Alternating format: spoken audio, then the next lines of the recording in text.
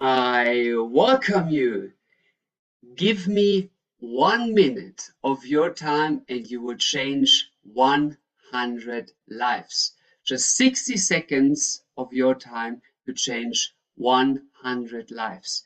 If you feel that this course gives you a great value in your life, that gives you a gift, a skill that you can really use for something, then help other people, other students, your fellows, to get this gift as well, at least to see this gift, which is by giving this course a rating to let other people see that it is a great gift to learn.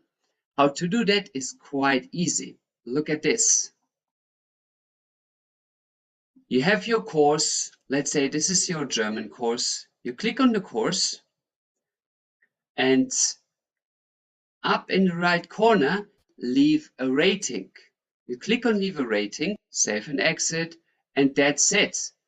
Now you changed literally 100 lives because it is an average that hundreds of others see the course from a different light, especially with your comment.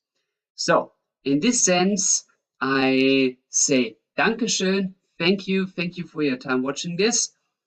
Dhanyavad, shukran, sheshe, Dankeschön.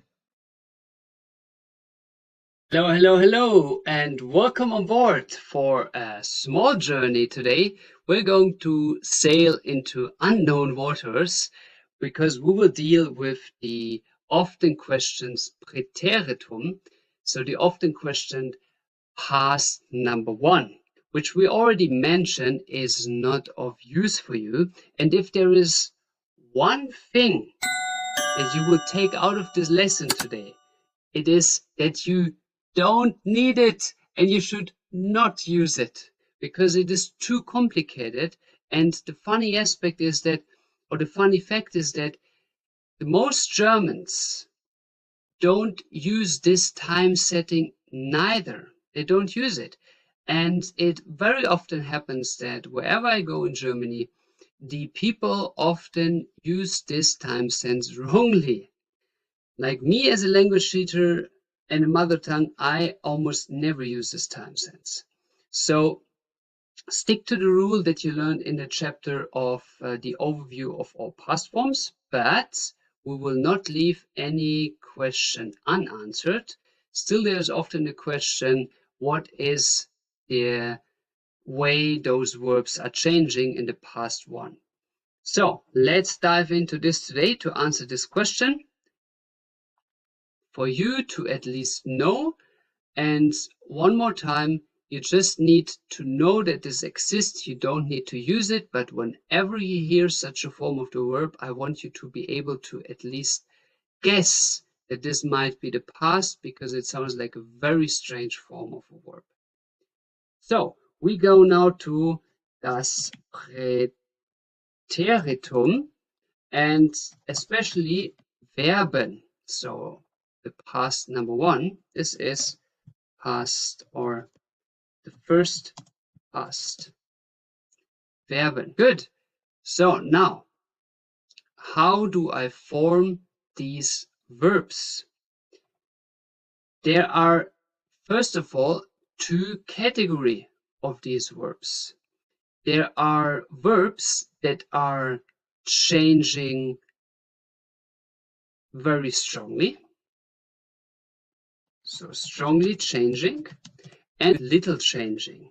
So now there would be a certain categorization, how they, like what verbs are exactly changing. And these categories in grammar are not very clear because they have so many abnormous exceptions that I would not really call it a rule. But officially, there are what we call, in the little changing, there are the weak verbs, schwache Verben, weak verbs, which means weak changing.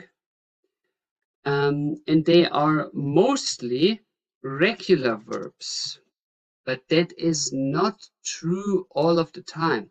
because often regular verbs are actually strongly changing. Another reason that you don't need to learn this, just that you need to know how it works to understand it. So these would be logically the starke Verben, or some also call it the gemischte Verben, which means the mixed verbs. They are mixing between strong and weak. So see, there are even 3 categories if you take it if you take it really in details, and they are often the irregular verbs. So this seems already too complicated and gives you a hint why you should not learn it in details, just knowing how it works. And now let's go with the personal pronouns. So here are the personal pronouns, and we now use a verb, for example, wohnen, to see how it changes into präteritum. Wohnen. What means wohnen? If you don't know this verb, then please check out the A1 package. Wohnen is a fundamental word. It means to reside somewhere, like to live somewhere, to have your place there of living. Wohnen. Now, the stem of wohnen is wohn. Stem means it's the part of the verb that is not changing. It's like the stem of a tree. Yeah, that is a stem of a tree. Here you have a tree. So there you have the leaves, and the middle is the stem that is not changing. And the leaves are falling off in autumn, and the roots are growing, but the stem is most of the time not changing. Besides, it's adding volume. So this is the stem of the verb. It's not changing. Now let's see how it changes in the präteritum form. It is that wohnen, if I say I lived, then I have the option to say it in the, as you learned, in the past too, which is ich habe gewohnt. Ich habe gewohnt. Or du hast gewohnt, or hat gewohnt. It's always gewohnt. That is very simple. And you just need the haben forms. But if you want to make it complicated, you can also say wohnte. Wohnte. Wohnte. That is the past one form. Du wohntest. Du wohntest. Und wohnte.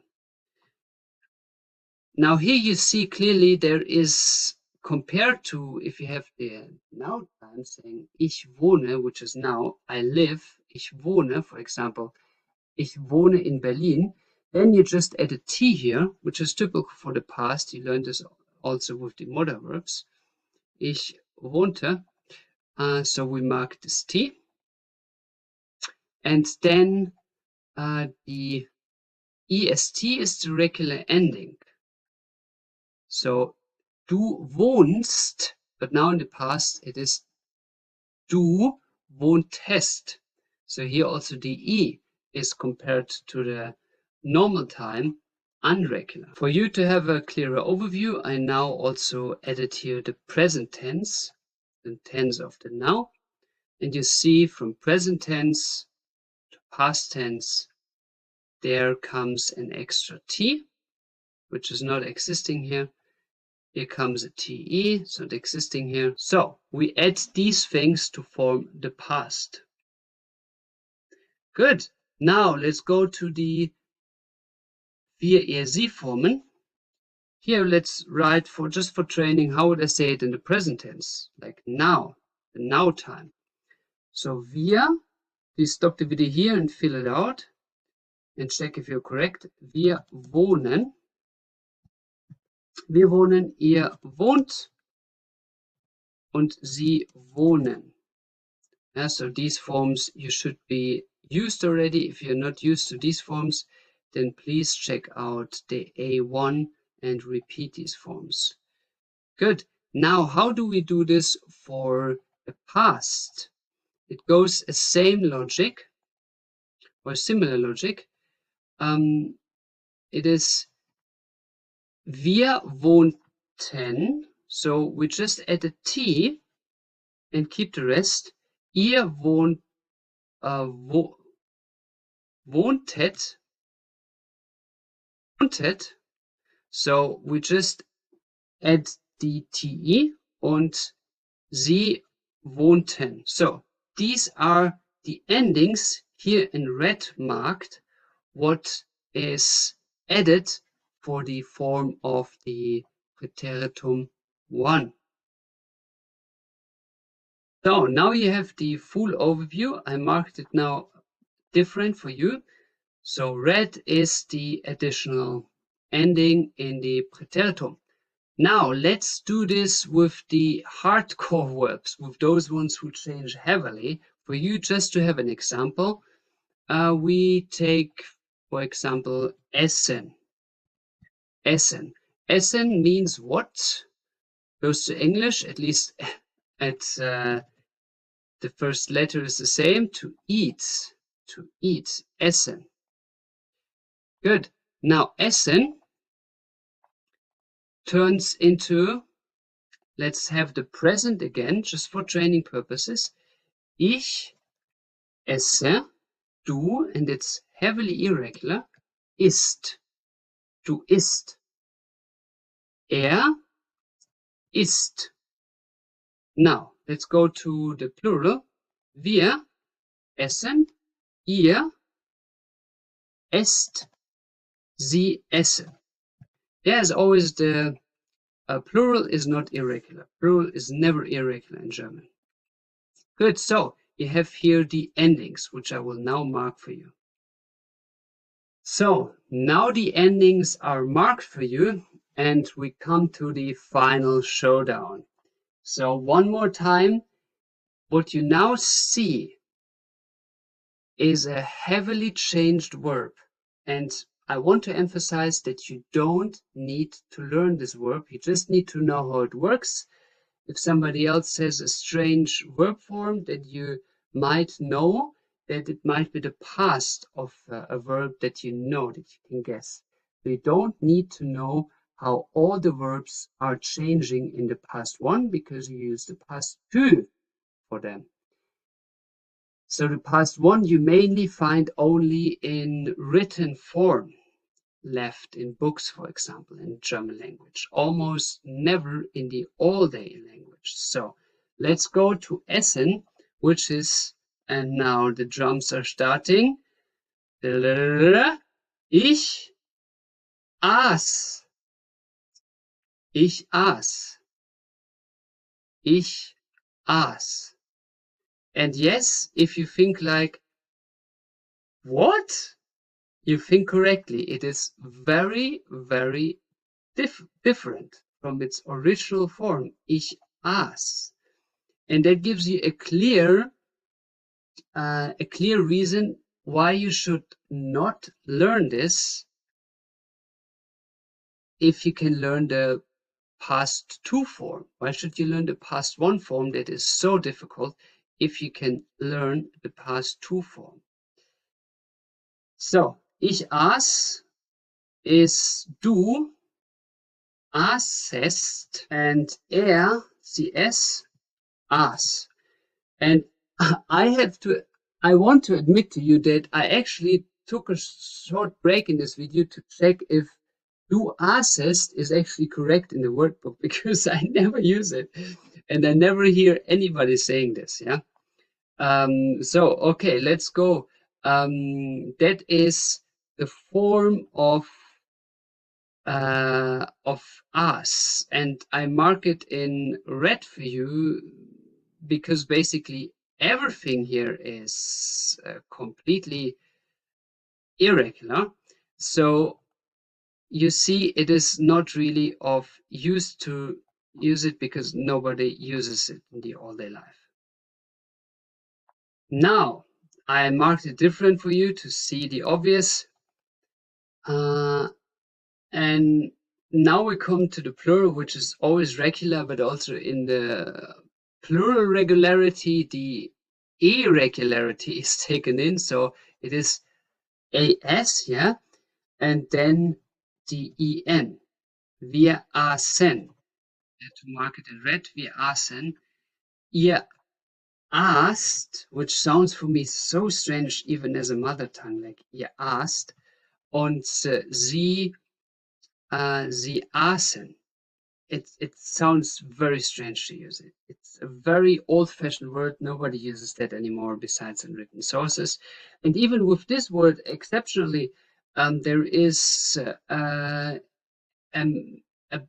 big risk of mistaking it with another word, because das as is basically, if you translate it, it has the meaning das as is in English the eight, but it is also the meaning of the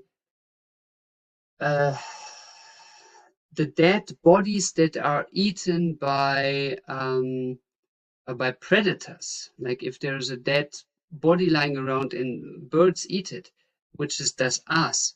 So if you use now the word essen in the past in the form of aßen, and then das Aas, it is a big threat, like ich aß und das Aas. It's a big threat that people mistake you, and they would just wonder, like, what is he talking or she is talking about? Das Aas. So again, I recommend you to not use these forms. I just want you to know how the transformation works, to have it in mind, and that's all you need to know about the präteritum. Now, think about this topic one more, put it al acta, like to your documents, and focus on learning the past two, the perfect, including the Partizip 2, because the Partizip 2 in this form, gegessen, as you see here, is way easier. It's way easier to say ich habe gegessen instead of ich aß, du aßt, wir aßen. You can always just say ich habe gegessen, du hast gegessen, wir haben gegessen. That's way easier. So good. Now, therefore, you now understand the crucial difference in the formation, in the forming of the präteritum 1, to understand clearly that you should not use it. You should not use it. Yeah, it's absolutely not necessary. The only form in präteritum 1 that you need is waren, hatten, and the modal verbs, because that is indeed used in the all-day life to 99% of the time.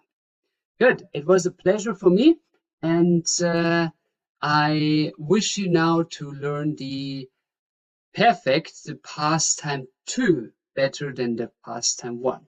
It was a pleasure. See you in the next journey. I welcome you back on board. Today with a question that you may ask yourself before. What is about this omnious past 3 times that were mentioned before? And why did we not list it with the past 1 and past 2? This is because it's nonsense. It is of no sense for you learning that. That is the same as learning the präteritum. Präteritum is only used in written sources besides the verbs of sein, haben, werden, and Modalverben. And the same goes with the plusquamperfekt. This is even rarer used than the präteritum, and it is 100% only in written sources. So if you are not a journalist, or if you're not a book author, then this past 3 has no use for you. But no question should be unanswered, so we are going to find out what this is going to be about. So let's zoom in for the third past times. It is number 3, the das, and that's the name of the past 3. plusquamperfekt. Puh, already a very extreme name. And the tendency in the German language is, interestingly, the less something is used, the less a grammar, the less a grammar form is used, the more complicated it is. Or the other way around, you can say the more complicated it is, the less it is used. And as this one is absolutely not used at all verbally by the Germans, it is incredible complicated, or because it is so complicated, it is not used. So plusquamperfekt, as you see by the name already, is very omnious. I mark it in 3 colors and you will see in a second why. So we have here now, first of all, the hint once more. It is only used in written sources. So please do not use this in your verbal language. And I would also not recommend you to use it while writing because it's horribly confusing. So this is 100% only on writing, 100% only used in writing. Good. So that said, now we're coming to the question how to form it. In order to answer this, we actually need 2 sentences in the past, which are sentences that you should already know to form. They are in the normal past times. For example, how would I say, I woke up? I woke up. I woke up. Please translate this now to test yourself. So I woke up is which past form? Waking up must be past number 2 because it is not sein, haben, werden or modal verb. Waking up is obviously something else. And then the question is it sein oder haben for the past 2?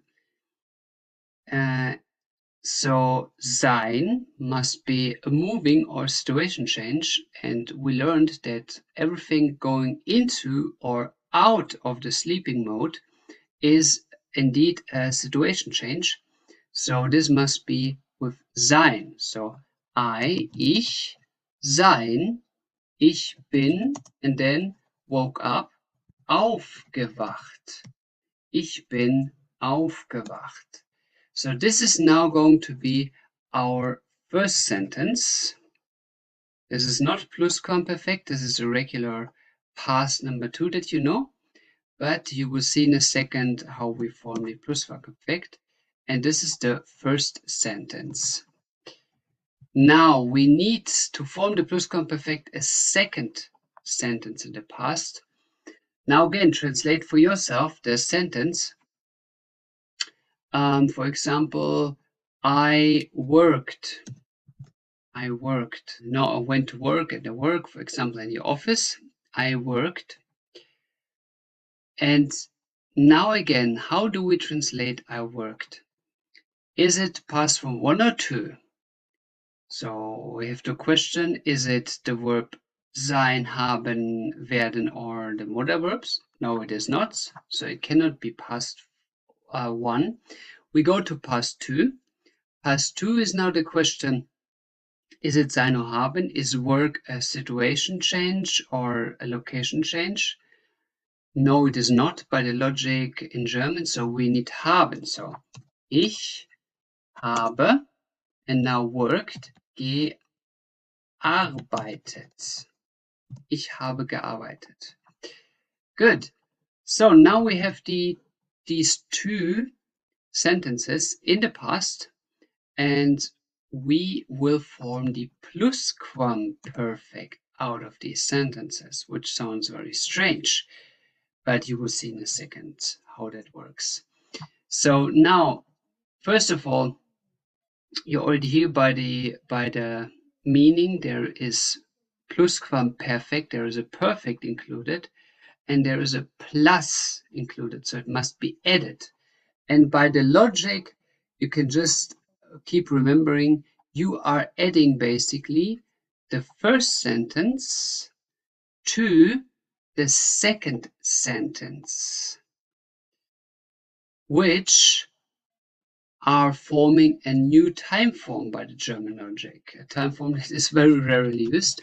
So after each other, the first sentence goes after the second, and this together is what we call the plusquamperfekt.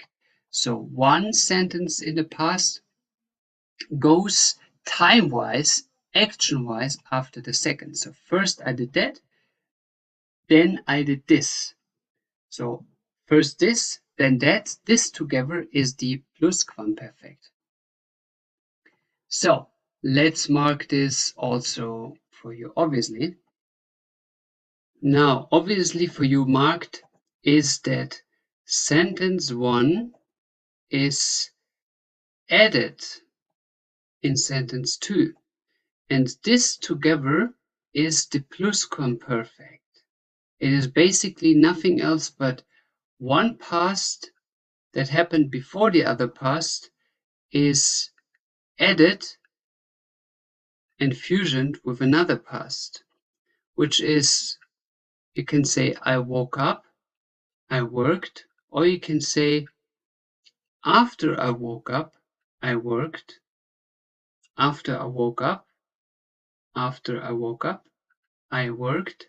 Two different pasts, and together they form what we know as the plusquamperfekt. So let's translate that.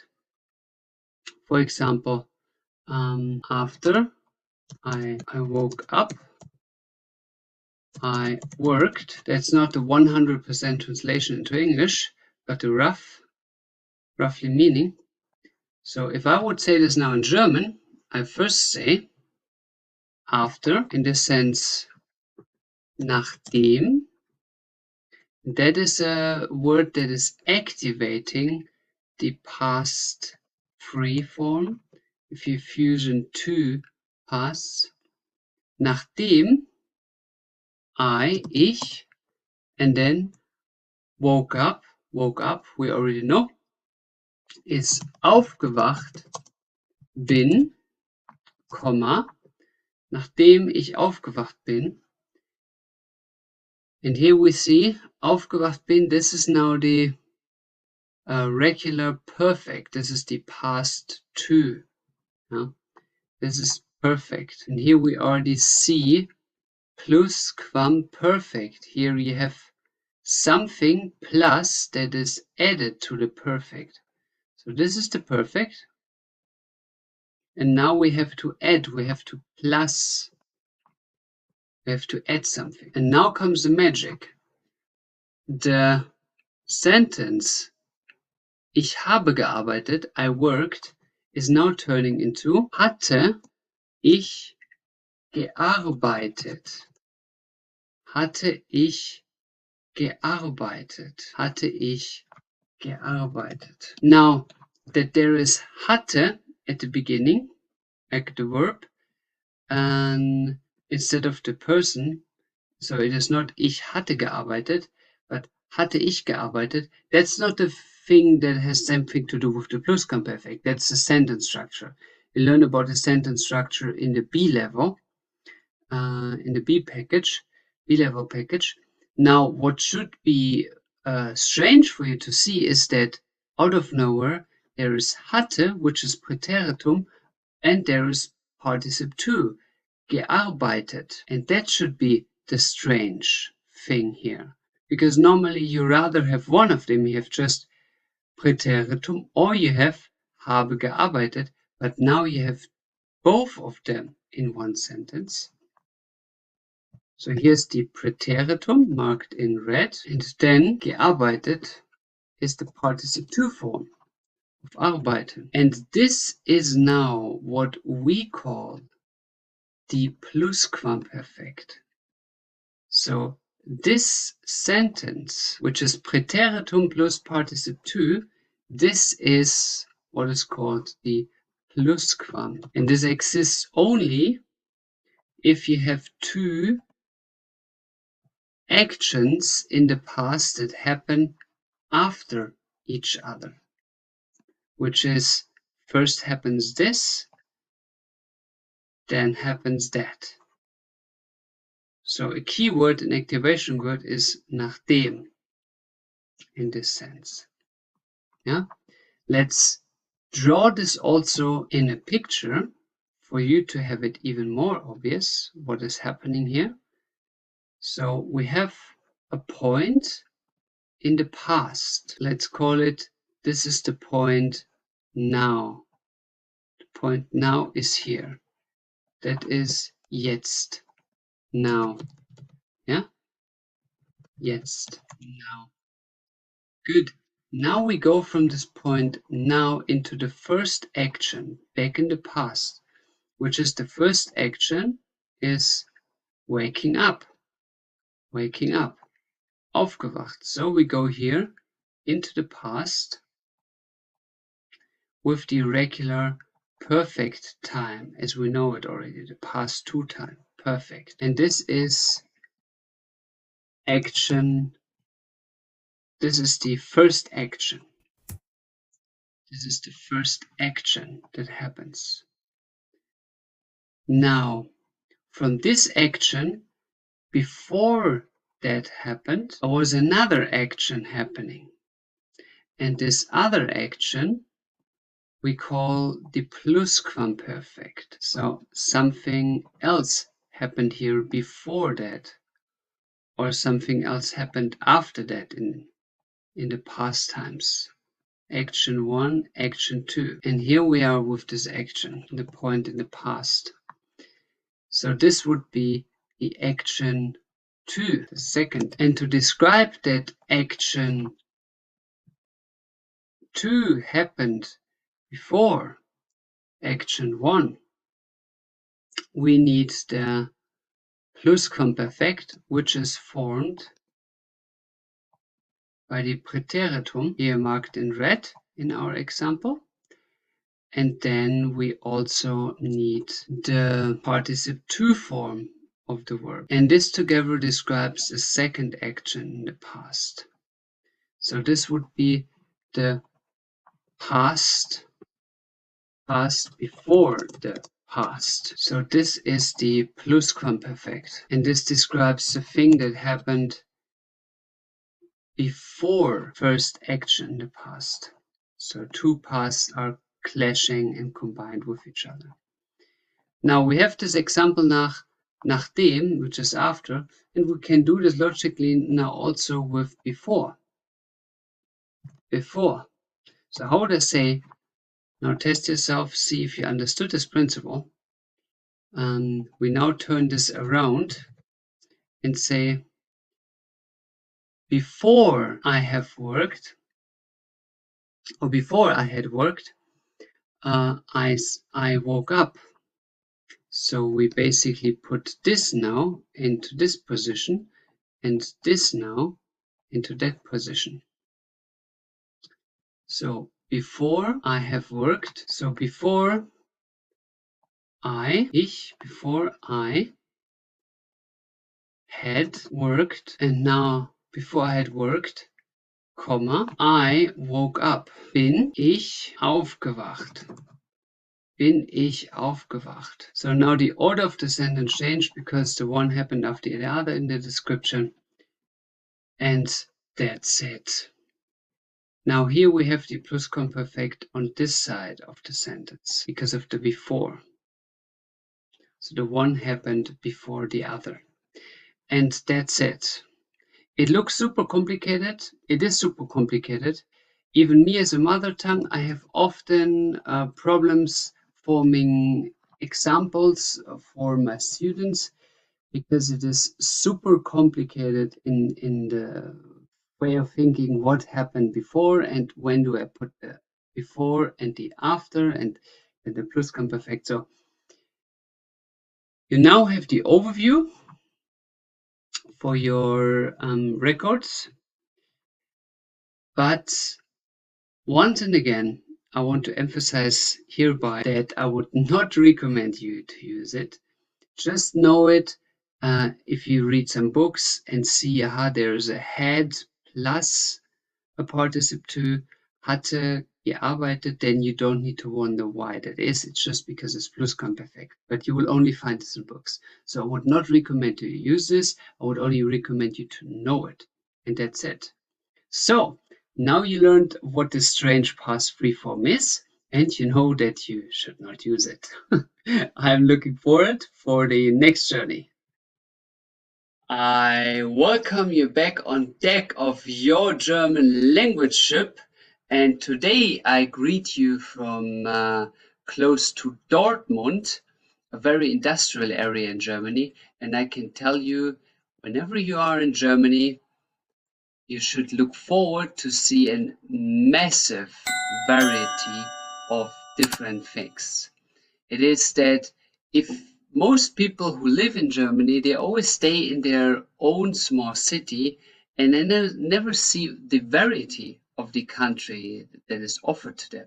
So here in Dortmund, for example, it is a heavy industrial area with mining and factory history. So there's not so much to see in culture and nature.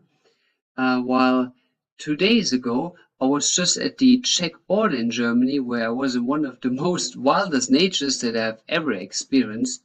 So when you are in Germany, take the train and the bus and just drive through this massive variety of things. Do not think that the city that you are in is the only thing that Germany has. Germany has a massive variety of complete contradictionaries in just one country filled. So, but with that said, I would like you today to practice with me the German past that you just learned previously. So what we will do today is doing a training of the German past times. Training of past times. So we will go through a variety of life scenes, of just regular scenarios, and see how you would say that in the past. So let's start today with the routine of your day. So for you to be able to say what you did on a daily basis. For example, if I would say to wake up, how would I say that in German? I wake up. Now for you to train and to train honestly, you need to stop the video whenever I ask you to stop the video to think about how you would translate it. Otherwise, it does not really make sense for you to have this training video if you would just watch it. So now, translate the sentence, I wake up, into German. If you don't know what wake up means, then check it on Google to get used to using Google by yourself so that you don't need my help in future. Okay, so stop the video here, check the result. I wake up would be roughly translatable as ich wache auf. So the verb is aufwachen. Why you separate this auf and wachen, that will be a topic in the B level. That's not so important for you now. That is something a lot for you to learn, so we will do this in the B level. Aufwachen, just learn it at the moment how it is. So if you translate this literally, wache means actually to guard. So auf means to open. So you are opening, guarding yourself. You're waking up. So aufwachen. Now the question is, how would I say aufwachen in the past? Aufwachen in the past ist. Now please check guess what it means in the past to see if you're correct. Stop the video here and think. Aufwachen in the past is aufgewacht. Aufgewacht. Aufgewacht. And now the question is that sein, to be, or haben, to have, past verb? So we will mainly train here with the perfect because the absolute majority of verbs, as you learned, are always needing the second past, the perfect. So how would I translate this? Is this sein or haben? Now, repeat for yourself. In which cases do you need sein? Sein is whenever there is a location change, or if there is like a fundamental, mostly physical, or most of the time, physical situation change. Then you need sein. For all the other words, you need haben. So now, is aufwachen a location change? Definitely not. So this is cancelled. But everything that goes in and out of sleeping is counted as a fundamental physical situation change because you go from subconsciousness to consciousness. So everything going into or going out of sleep is always with sein because the situation changes. So it is aufgewacht sein oder sein aufgewacht. Now, how would I say I woke up, the past? That is, ich bin aufgewacht. Ich bin aufgewacht. Good. So that's how you say aufwachen. Ich bin aufgewacht. So now that you woke up, you have to stand up. How would you say to stand up? In German, I stand up. Please stop the video here and check if you were correct. The answer is ich stehe auf. Ich stehe auf. Aufstehen is the verb. Aufstehen. Now, if you want to form the past of that verb, it's the question again. Location change, situation change, or is it haben? Aufstehen is clearly a movement or it's a situation change, basically both. So it's definitely sein. Sein and aufstehen ist aufgestanden. That's the past. Aufgestanden. Aufgestanden. So this is heavy irregular. So how would I say he stood up? He stood up. It's er ist aufgestanden. Er ist aufgestanden. Good. Now let's turn to the next verb. If you stand up, then you probably go and wash yourself. So how would you say I wash myself? I wash myself. If you don't know the forms of myself, then go back to the A1 course and check out the reflexive verbs. So the answer is I wash myself. Please stop the video and check if you are correct. I wash myself ist ich wasche mich selbst. Ich wasche mich selbst. So this sich waschen, that's the verb. Mich and sich are the personal pronouns of the accusative. If you don't understand this yet, so check out the reflexive verb lecture in the A1 course. And sich waschen is in the past, sich gewaschen. Sich gewaschen. Sich gewaschen. Okay. And how would I say this in past? Like, you washed yourself. Du, now please stop the video and check if you're correct. Du hast dich gewaschen. Du hast dich gewaschen. Warum ist es, why is it hast here? Why is it haben? I mean, that's because of washing is not a location change or a situation change. It's not fundamental change. So Du hast dich gewaschen. Good. So after you wash yourself, you have to comb. You have to, put your hair in order, depending on the situation. So if you have to comb, in German, that would be, how would you say, like, let's say, he combs his hair. It is kämmt sein Haar.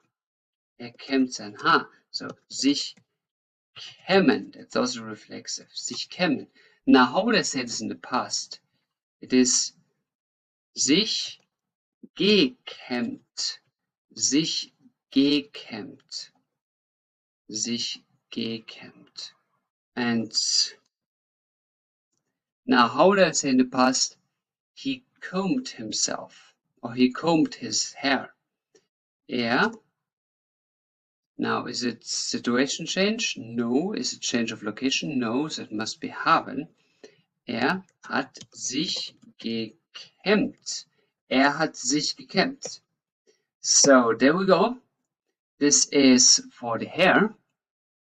Now let's go for the brushing your teeth. That should come next, maybe. So how would I say we brush our teeth? Wir putzen unsere Zähne. Zähne, the teeth. Zähne. Wir putzen unsere Zähne.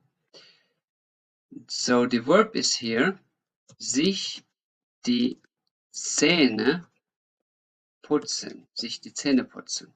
So the past would be geputzt haben. Geputzt haben. Yeah? That would be the past. Geputzt, the ending, haben. Geputzt haben. Okay. So how would I say you, plural, you brushed your teeth? Stop the video here, check if you were correct in the translation. Ihr habt euch die Zähne geputzt. Ihr habt euch die Zähne geputzt. Good. Now let's go to shaving. So how would I say they shave their beards? Sie rasieren ihre Bärte. Sie rasieren ihre Bärte. They shave their beards. So it is rasieren. That's the verb. And the past is haben. Rasiert, haben. So how would I say in the past form, they shaved their beards? Haben rasiert, they shaved their beards ist sie haben ihre Bärte rasiert. Sie haben ihre Bärte rasiert. Good. Then to dress up. How would I say this in German? To dress up. For example, she dressed up. Or she dresses up. Sie zieht sich an. Sie zieht sich an. So the verb is sich anziehen. And the past is, now is there situation change? No. Is location change? No. So it cannot be sein. It must be haben. Sich anziehen is then haben sich angezogen. Haben sich angezogen. So here a strong irregularity. And let's go with, how would I say, she dressed herself up. Sie hat sich angezogen. Sie hat sich angezogen. So now comes as the next one is, you probably or might drink coffee or tea in the morning. So how would I say, I drink coffee. I drink coffee. Ich trinke Tee. Ich trinke Tee. Excuse me, Kaffee. Kaffee. coffee. So I should also drink coffee now. I'm getting too tired. Okay, ich trinke Tee. Now so it is trinken is the main verb, and if I go now in the past, it is now. Please check yourself. Drank tea or drank coffee would be haben getrunken. Haben getrunken. Now, how would I say I drank tea in the morning? Please stop the video here, check if you're correct. Ich habe am Morgen Kaffee or Tee getrunken. Ich habe am Morgen Kaffee getrunken. Good. So far, so good. Now let's go to have breakfast. Or let's say she eats breakfast. For example, sie isst Frühstück. Sie isst Frühstück. Now you can also say, instead of sie isst Frühstück, you can say she is breakfasting. That's not really existing in English in that term, but we Germans use sie frühstückt. It's also a verb. Sie frühstückt. Good. Now, so the verb would be essen on the one side and frühstücken on the other. Now let's go to the past. Is haben or sein? You have to know. Please check if you're correct. It is haben gegessen. And how would I, for example, say I ate whatever, the bread.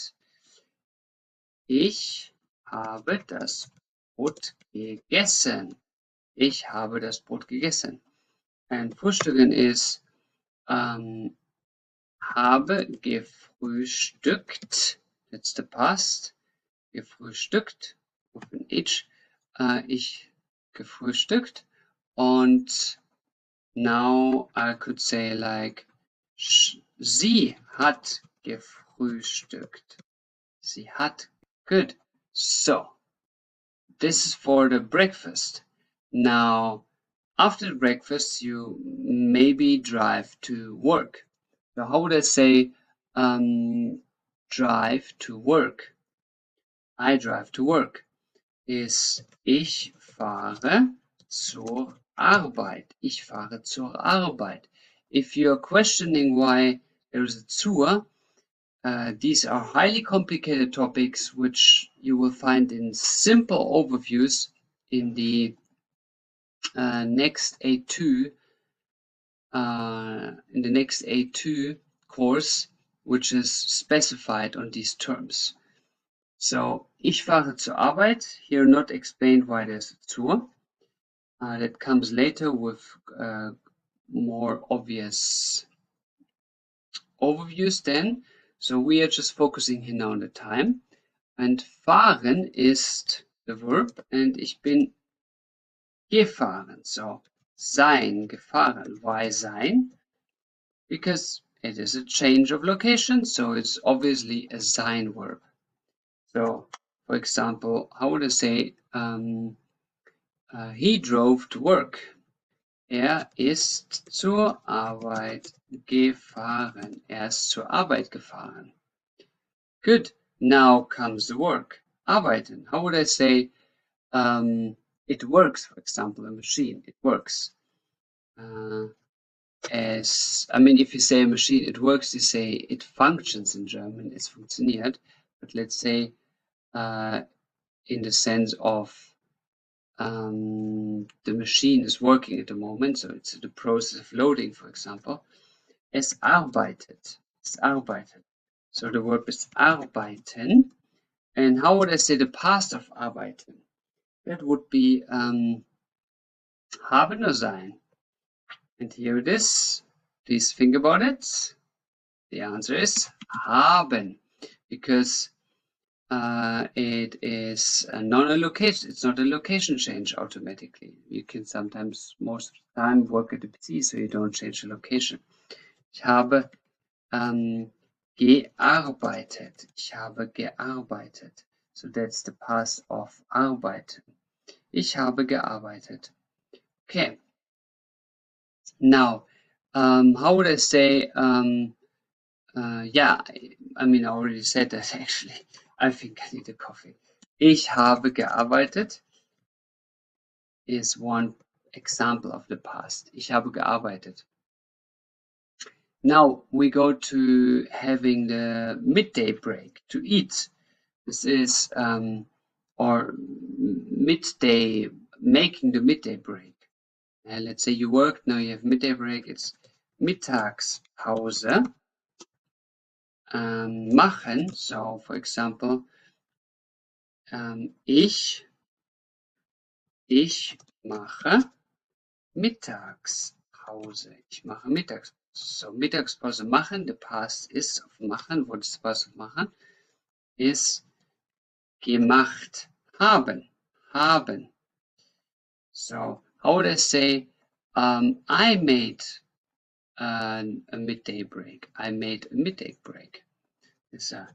Ich habe eine Mittagspause gemacht.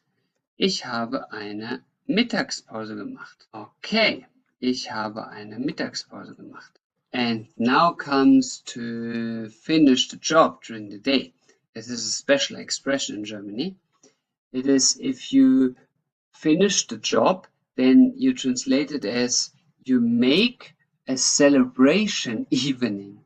A celebration evening. So it is like the celebration that work is over. It's the traditional expression of going home, finishing job.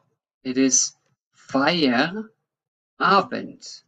Feier, die Feier means the celebration, and der Abend means the evening. So celebration evening. Feierabend machen. Feierabend machen. So for example, ich mache Feierabend means I go home from work. I finish working. Ich mache Feierabend. Feierabend. So here it would be machen, would be the thing. And that is the same as you already see up here. So how would you say I finished the work? It's like ich habe Feierabend gemacht. Ich habe Feierabend gemacht. So I finished working. Then after work you might go to supermarket and buy yourself some goods. So there would be to go shopping. How would you say I go shopping? In German, ich gehe, I go, ich gehe einkaufen. Ich gehe einkaufen. Good, ich gehe einkaufen. So here it is einkaufen gehen, and the past of einkaufen gehen is now the question, should you do the einkaufen in the past or the gehen? Now you always put the verb, you always change the verb that is changed by the subject, by the person. So here the ich is changing the gehen, so einkaufen stays the same and gehen is changed. So gehen turns into gegangen, gegangen. Now, if you are from India, for example, you can remember the past of gehen like Gangen by Ganga, by the river. It also floats, it goes all the time. Yeah. In German, der Gang means also the corridor, or it means the walking, like the walk, der Gang. And is it a haben or a sein verb? That's the question here. And think about it. The answer is it's a sein verb because it's a location change. So how would I say, for example, he went shopping. Ist einkaufen gegangen. Er ist einkaufen gegangen.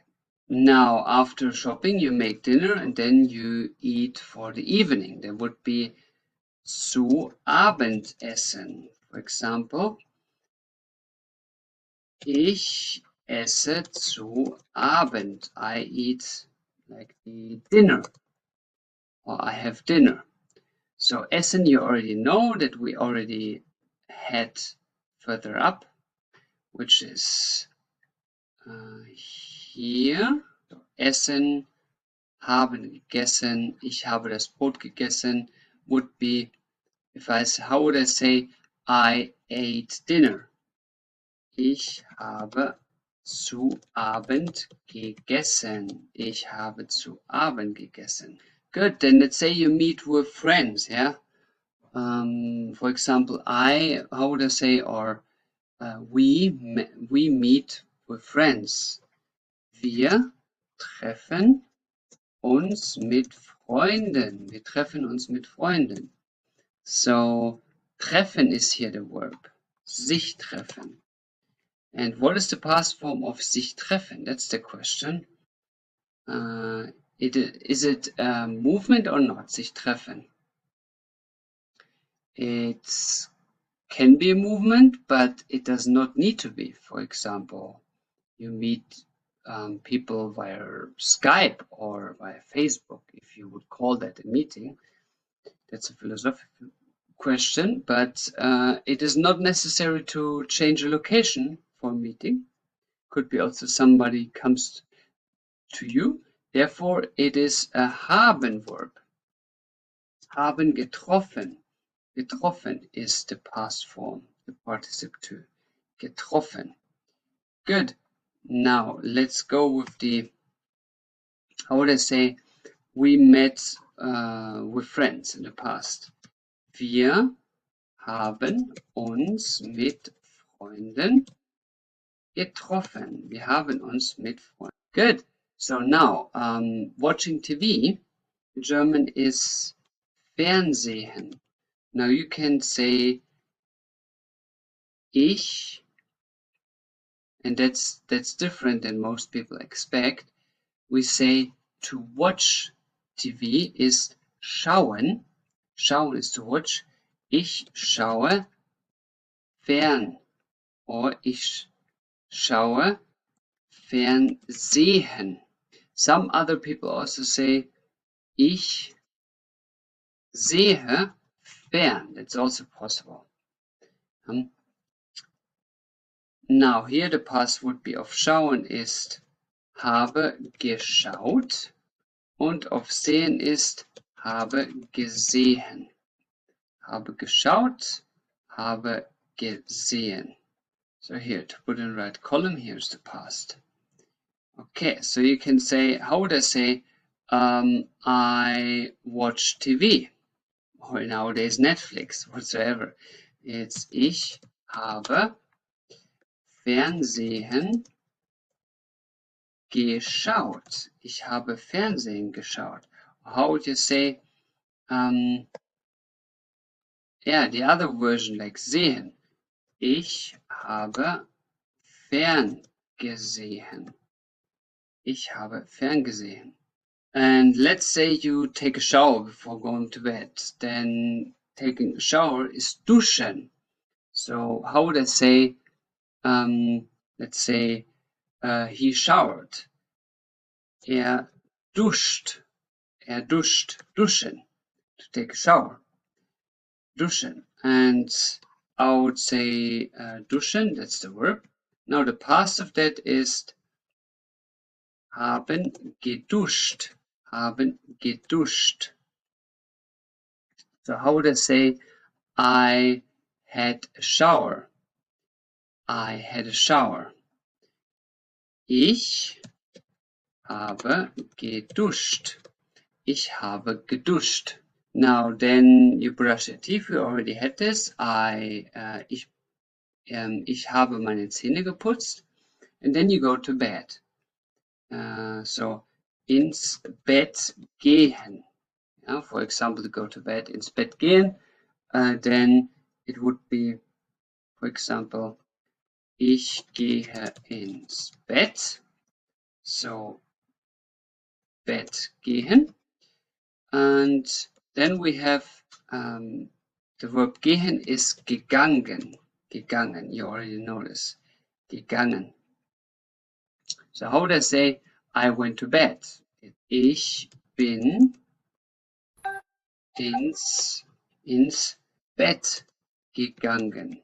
Ich bin ins Bett gegangen. I went to bed. So indirectly saying I went to sleep. And then comes falling asleep. Einschlafen. So how would I say I fall asleep? Ich schlafe ein. Ich schlafe ein. So einschlafen is the verb. Einschlafen is the verb. So that is, now the question is that a sein or a haben verb? It is, in this case, situation change. In, out of sleep is situation change. So it is sein. Sein, eingeschlafen. Eingeschlafen. So how would I say I fell asleep? Das ist ich bin eingeschlafen. Ich bin eingeschlafen. And that's how the day regularly ends. So these are all verbs you can use to describe your all day in the past. So let's move to another topic. Let's move to the topic of free time activities. So let's go with, for example, having going for a hike. Going for a hike. German hiking is wandern. Wandern. For example, ich wandere. Ich wandere. Now, wandern is the infinitive. And now, wandern, is it sein or haben? You should know this. Think about it. The answer is sein. Sein wandern or gewandert. That's the past. Gewandert. Why? Because it's a location change. Hiking is very obvious a location change. You cannot hike without changing the location. So, how would I say I hiked? Ich habe gewandert. Ich habe, excuse me. Ich bin gewandert. Ich bin gewandert. Ich bin gewandert. Good. Now we go to, for example, having a walk or to jog is laufen. Laufen. For example, she jogs in the park. Sie läuft im Park. So that's irregular. Sie läuft im Park. It comes from the verb laufen. Now the past of laufen, what is that? Please stop the video here, check if you're correct. Laufen is sein, because it's location change, und gelaufen. Sein, gelaufen. That's a location change, so clearly sein. And if I say she walked in the park or she jogged in the park, sie ist im Park gelaufen. Sie ist im Park gelaufen. Now, let's say swimming, schwimmen. Du schwimmst im See. You swim in the lake. So this is schwimmen. The past is sein geschwommen. Sein geschwommen. That is heavy irregular here. And I swim in the lake is du bist im See geschwommen. Du bist im See geschwommen. Then very famous for Germans. English Germans, Dutch, French, Italians. They all love it, also Spanish. But if you can say those ones who phonetically love it as a part of identity are, in my experience, mainly English people, especially from the bigger towns of London, Manchester. We have very strong mentalities focused on soccer, And in Germany, it is very, very strongly identity point for the people living here in Dortmund, in the western part of Germany, and also in Stuttgart is very strong. So soccer is very, very important in general in Europe. And here we call it Fußball, which if you translate it means football, but football in the American way is very different, as we know, the different sport. Fußball spielen is the verb, so I would say ich spiele Fußball. Ich spiele Fußball. Fußball spielen. So there we go now. The past is haben gespielt. Gespielt. So you might wonder why it is haben, because it is obviously spielen, like if you play soccer, it's obviously a movement, but might be location change, but the spielen does not need to have a location change in it. You can also play computer, for example. So, ich habe Fußball gespielt. Ich habe Fußball gespielt. Now, let's go for driving a bike. Ich fahre Fahrrad. Ich fahre Fahrrad. So, fahren. How would I say the past form of fahren? It is, check yourself, stop the video here.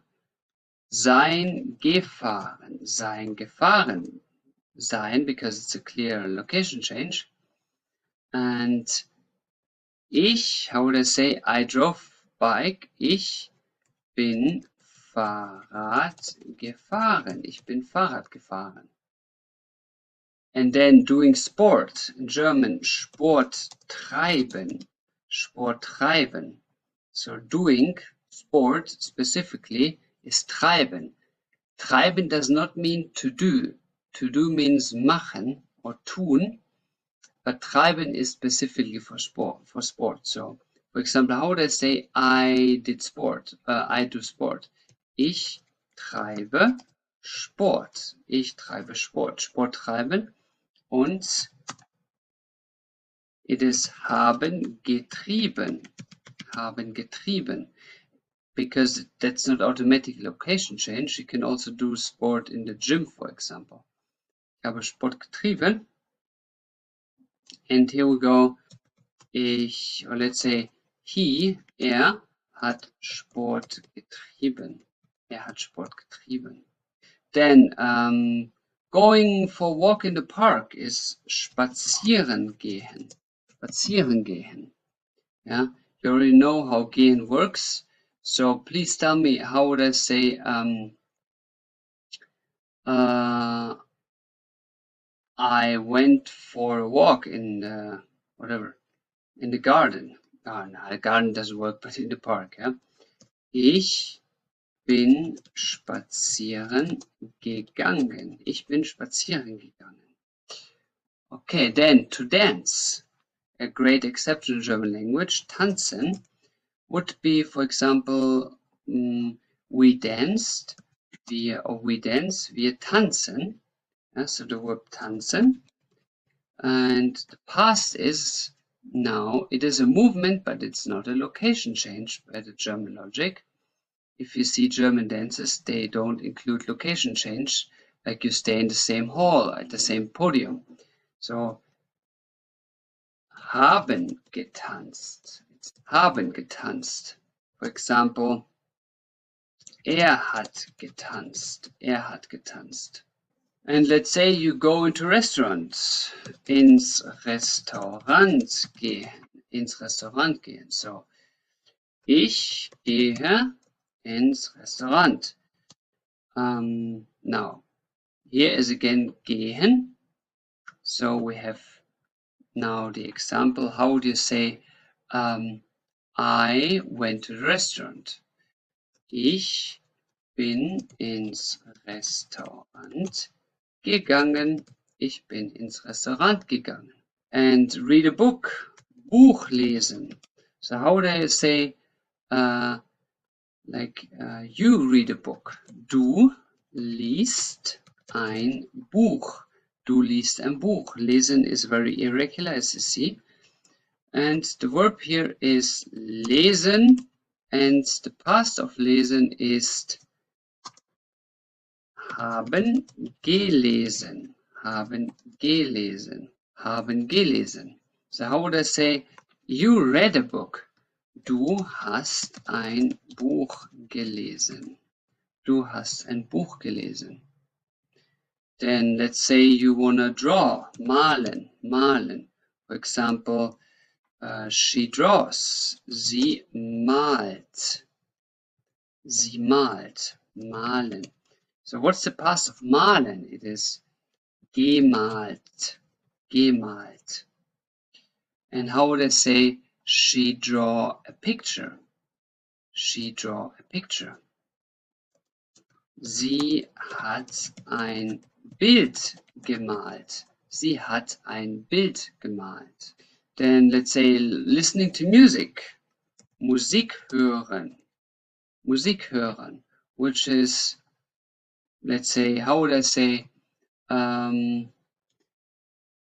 it listens to music. Let's say baby, for example. Es hört Musik. Es hört Musik. Und hören ist in the past form gehört. Gehört. Gehört. So how would I say it listened to a song? It listened to a song. Es hat ein Lied gehört. A song is ein Lied. Es hat ein Lied gehört. Now let's say you love to cook in your free time. Kochen. So how would I say you plural? You cook. Ihr kocht. Ihr kocht. So kochen is the verb, and that is gekocht, and that is haben. It's not a location change. Genau. Also hören. Haben gekocht. Haben gekocht. Now, how would I say you plural? You cooked. You cooked. Ihr habt gekocht. Now let's say you love to bake. Let's say you bake a cake. How do you say they bake a cake? Now stop here, write a sentence. Sie backen einen Kuchen. Sie backen einen Kuchen. Which is haben gebacken. Haben gebacken is the past form von backen. Haben gebacken. So, sie haben einen Kuchen gebacken. Then let's go on vacation. Let's say, for example, to travel. How would I say this? German travel is reisen. So, ich reise. Ich reise nach, for example, Berlin. Ich reise nach Berlin. So, reisen is the verb. Now, what is the past of reisen? First of all, is it sein or haben? And it's obviously sein, because location change. If you travel, you have to change your place. Sein gereist. Gereist is the past form. Gereist. So now the question is, how would I say I traveled to Berlin, the past form. Ich bin nach Berlin gereist. Ich bin nach Berlin gereist. Or you fly, fliegen, fliegen. So let's say they fly, sie fliegen nach, for example, Munich, München. Sie fliegen nach München. So fliegen. Past of fliegen ist geflogen. So how would I say geflogen? Here, sie. And now the question is it sein or haben? Should be obvious. It is sein, exactly. Sie sind nach München geflogen. Sie sind nach München geflogen. Okay, Then let's go, let's say, instead of fliegen, let's say diving in the ocean, to dive. Tauchen, to dive, tauchen. So, for example, you dive, du tauchst, du tauchst. So, tauchen is the verb. And how would I say the past of it? Tauchen ist getaucht haben. Excuse me, not haben, sein. It's a location change because you end up somewhere else when you start to dive and when you end. Getaucht sein. Okay. Then, how would I say you dived in the ocean? Du bist im Ozean getaucht. Du bist im Ozean getaucht. So if you take a sunbath, in German we call it sich sonnen gehen. Sich sonnen gehen. That would be to take a sunbath. So gehen here again is the past. So it would be because of gehen is a movement. Sein, sich sonnen. For example, with gegangen, then it would be ich bin mich sonnen gegangen. So he took a sunbath. For example, at the beach. Ich bin mich sonnen gegangen. Okay, good. Then to ride a horse is reiten. Reiten. To ride a horse. Reiten. For example, ich reite ein Pferd. Ich reite ein Pferd. Now, reiten is the verb, and now it's a location change, obviously. Sein, geritten. Very different in the past form, as you see here. Geritten with 2T and no India echo, and I. So, ich bin ein Pferd. And to just check out a city, to look around, sightseeing is anschauen. Anschauen. Like schauen, you already know from TV. And anschauen is to look at. So, ich schaue. Zum Beispiel, for example, ich schaue Stuttgart an. So I look at Stuttgart, I check it out, the city Stuttgart. Ich schaue Stuttgart an. Anschauen is the verb. Und haben angeschaut is the past.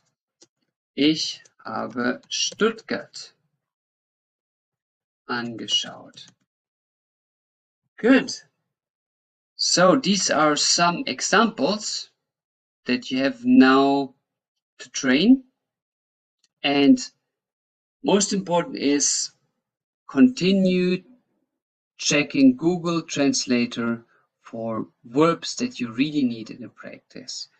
Here you have dozens of examples, but you need to train the verbs that you really need. So therefore, the task is for you now to repeat those verbs that you just learned and search for more verbs on Google Translator, verbs that you actively use in your all-day life.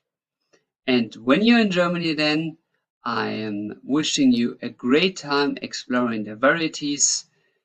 Go into our several parks, see beautiful nature, as well as mega cities, cities like Berlin with 4.5 million people. Go to the wild shores of the Baltic Sea, into the Alps of Bavaria, see the fertile fields of Lower Saxony, as well as the dense forests of Saxony and Thuringia. We have a variety of great things to visit, so do not stay only at one place. And it was a pleasure for me, and now I go to bed, and I wish you a great day. Thanks for your time. I welcome you back on board. Now that you learned how to express yourself in the German past, did you maybe ever ask yourself how the German future is expressed? That's what we're going to learn today for you.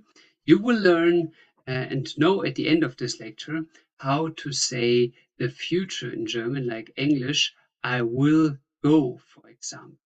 And that is not as difficult as you think. Basically, there is only one real future time that you use, and there are some two-side extras that I will teach you. So let's join into the round. For you today, it is the lecture of der Futur, or die Zukunft, die Zukunft. Futur is the Latin expression of future in German, and die Zukunft is the German original expression that we use. Die Zukunft, the future. Before we're going to explain the official future, I want to show you an unofficial way to express the future, which I would call topic number 0 because it's not official. It is the Adverb Zukunft. That is not an official future, but it is informally used as one, so I want you to know it. The Adverb Zukunft. The Adverb Zukunft goes simply that you just say a sentence with a verb and add an adverb, which is an adverb is a verb that describes, that is added to the verb. That's why it's called adverb. You add an adverb that describes the future. For example, how would I say, I go tomorrow? I go tomorrow. Please stop the video here, translate it, and check if you know it. It is I go, gehe, tomorrow, morgen. Ich gehe morgen. Ich gehe morgen. So I go tomorrow. Ich gehe morgen. So now, morgen is here an adverb. So again, adverb means, like in English, it is added to the verb. So something is added to the verb, and here this word morgen, tomorrow, is added to the verb gehen. So it describes the verb, a verb description. That's an adverb. So you use an adverb of the future, and the verb stands in the regular present times. So there is nothing about the verb being officially future form.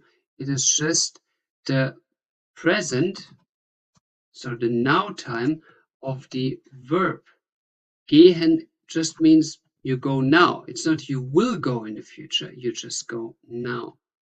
So these two things you are combining, and that's how in the unofficial way the most future forms are formed in the German language.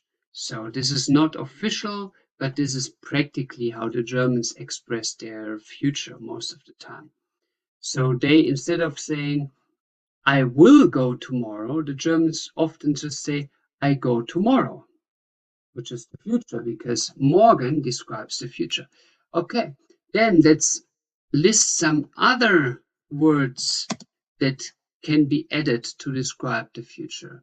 For example, other adverbs like, how would I say, after that?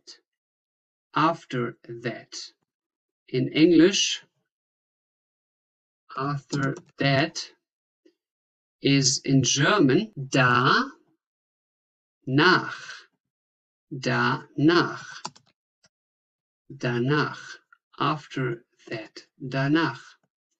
Or, for example, how would you say later? Later. Later would be später. Später. So these are words that you can add, or for example, you can also say next week. which is not an adverb, yeah, but you can just add it to express the future. For example, nächste Woche, next week.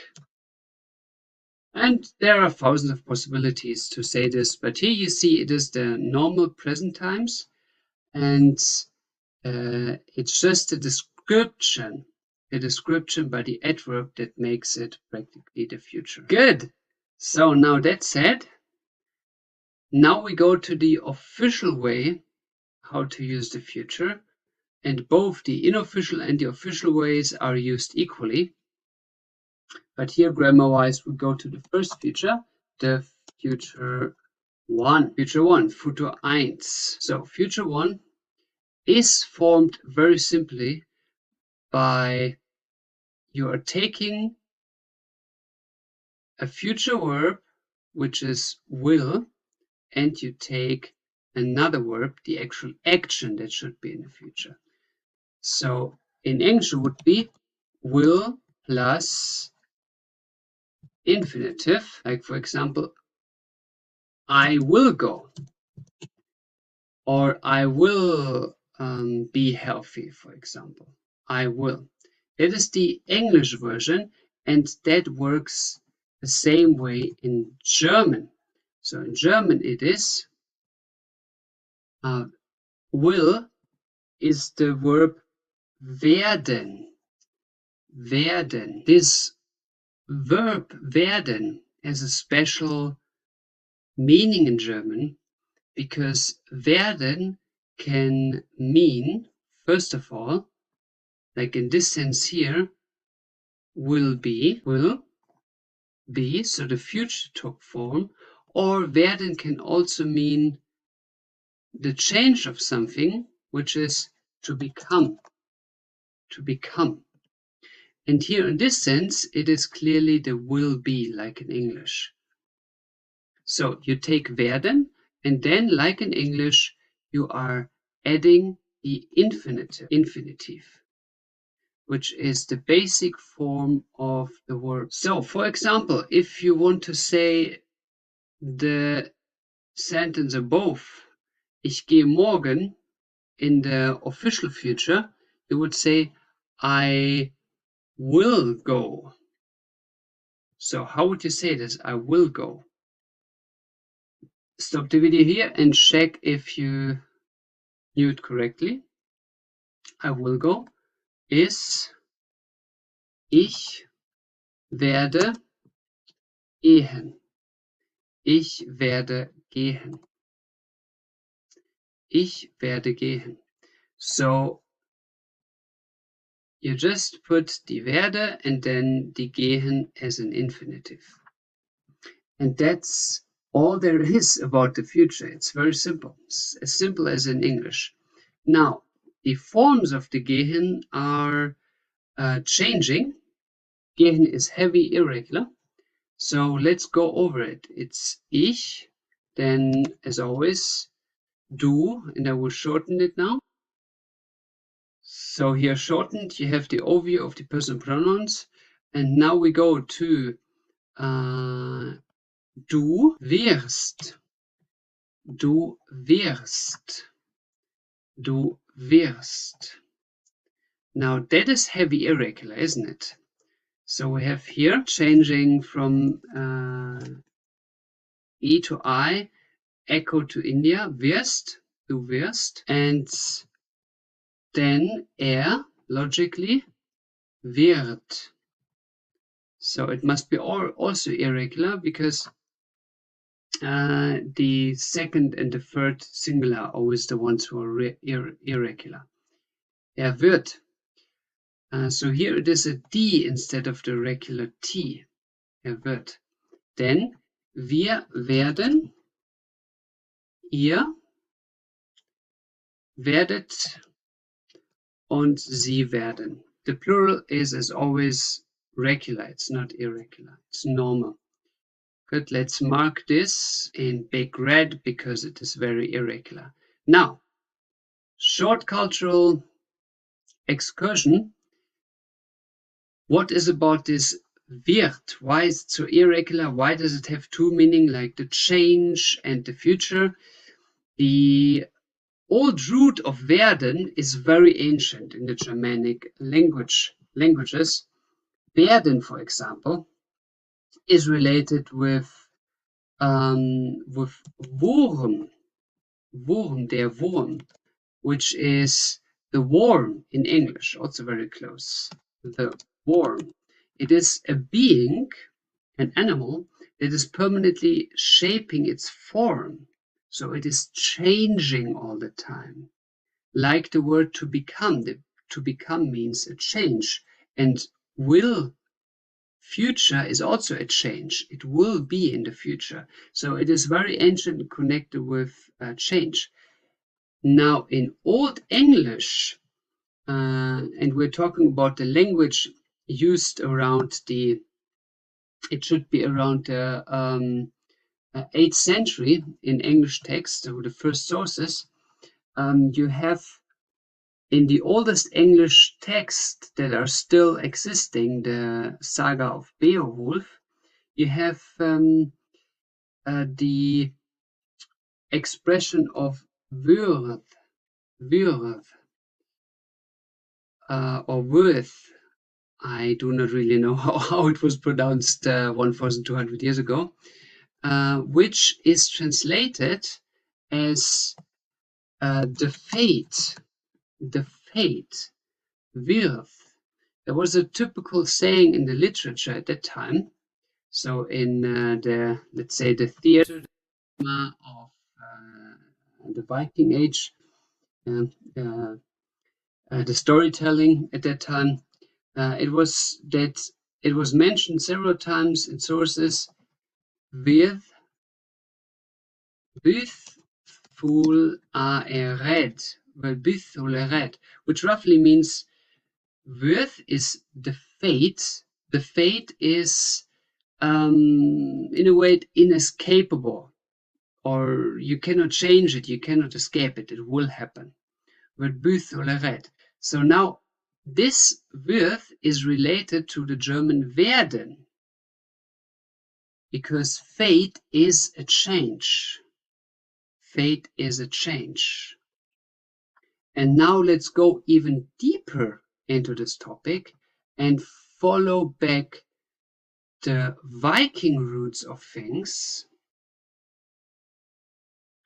And we go to a Viking mythology aspect, the Norns of Fate.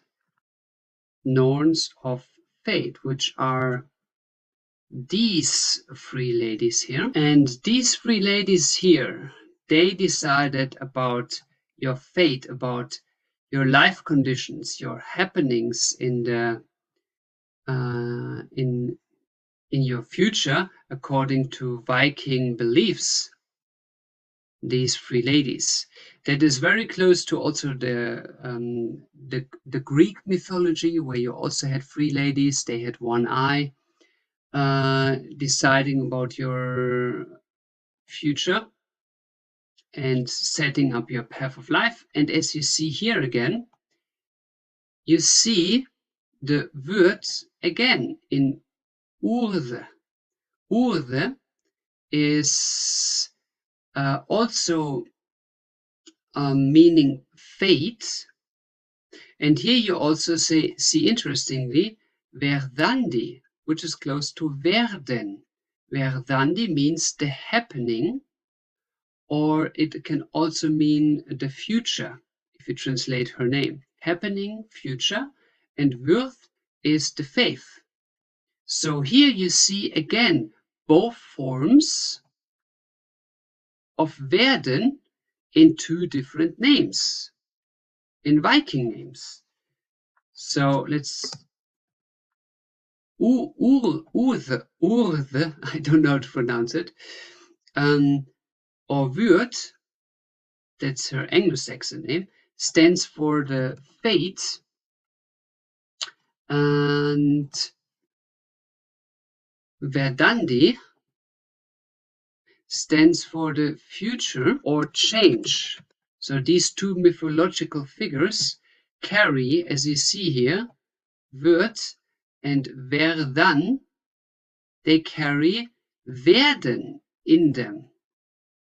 So they werden developed from these two origins, or at least from the origin of Urd and Verdandi. They have the same origin as werden. So they are far, far away related words.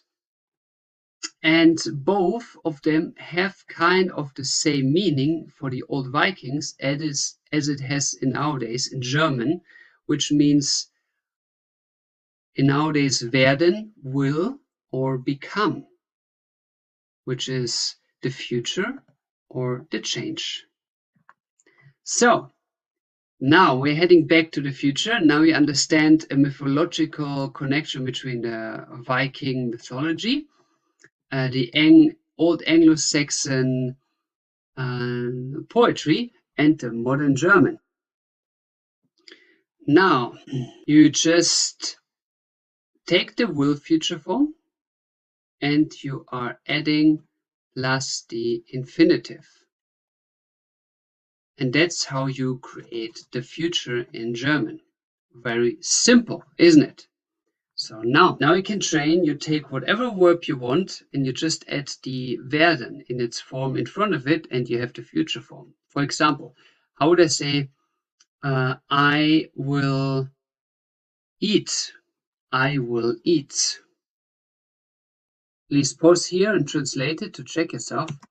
Ich werde essen. I will eat. How would I say, you will fly? Du wirst fliegen. Or he will, whatever, he will drive. Wird fahren. Or we will, whatever, see. Wir werden sehen. So that's it. That's how it goes. Very simple. Now, to widen your horizon, how this future one can be used, it is not only that you use it for the future form, but you use it also in some other ways. So usage, let's have a list of how to use these words. Okay, first of all, you use it, as you already know, for the general future. Yeah, that's the absolute majority use of it. What you just learned for the general future.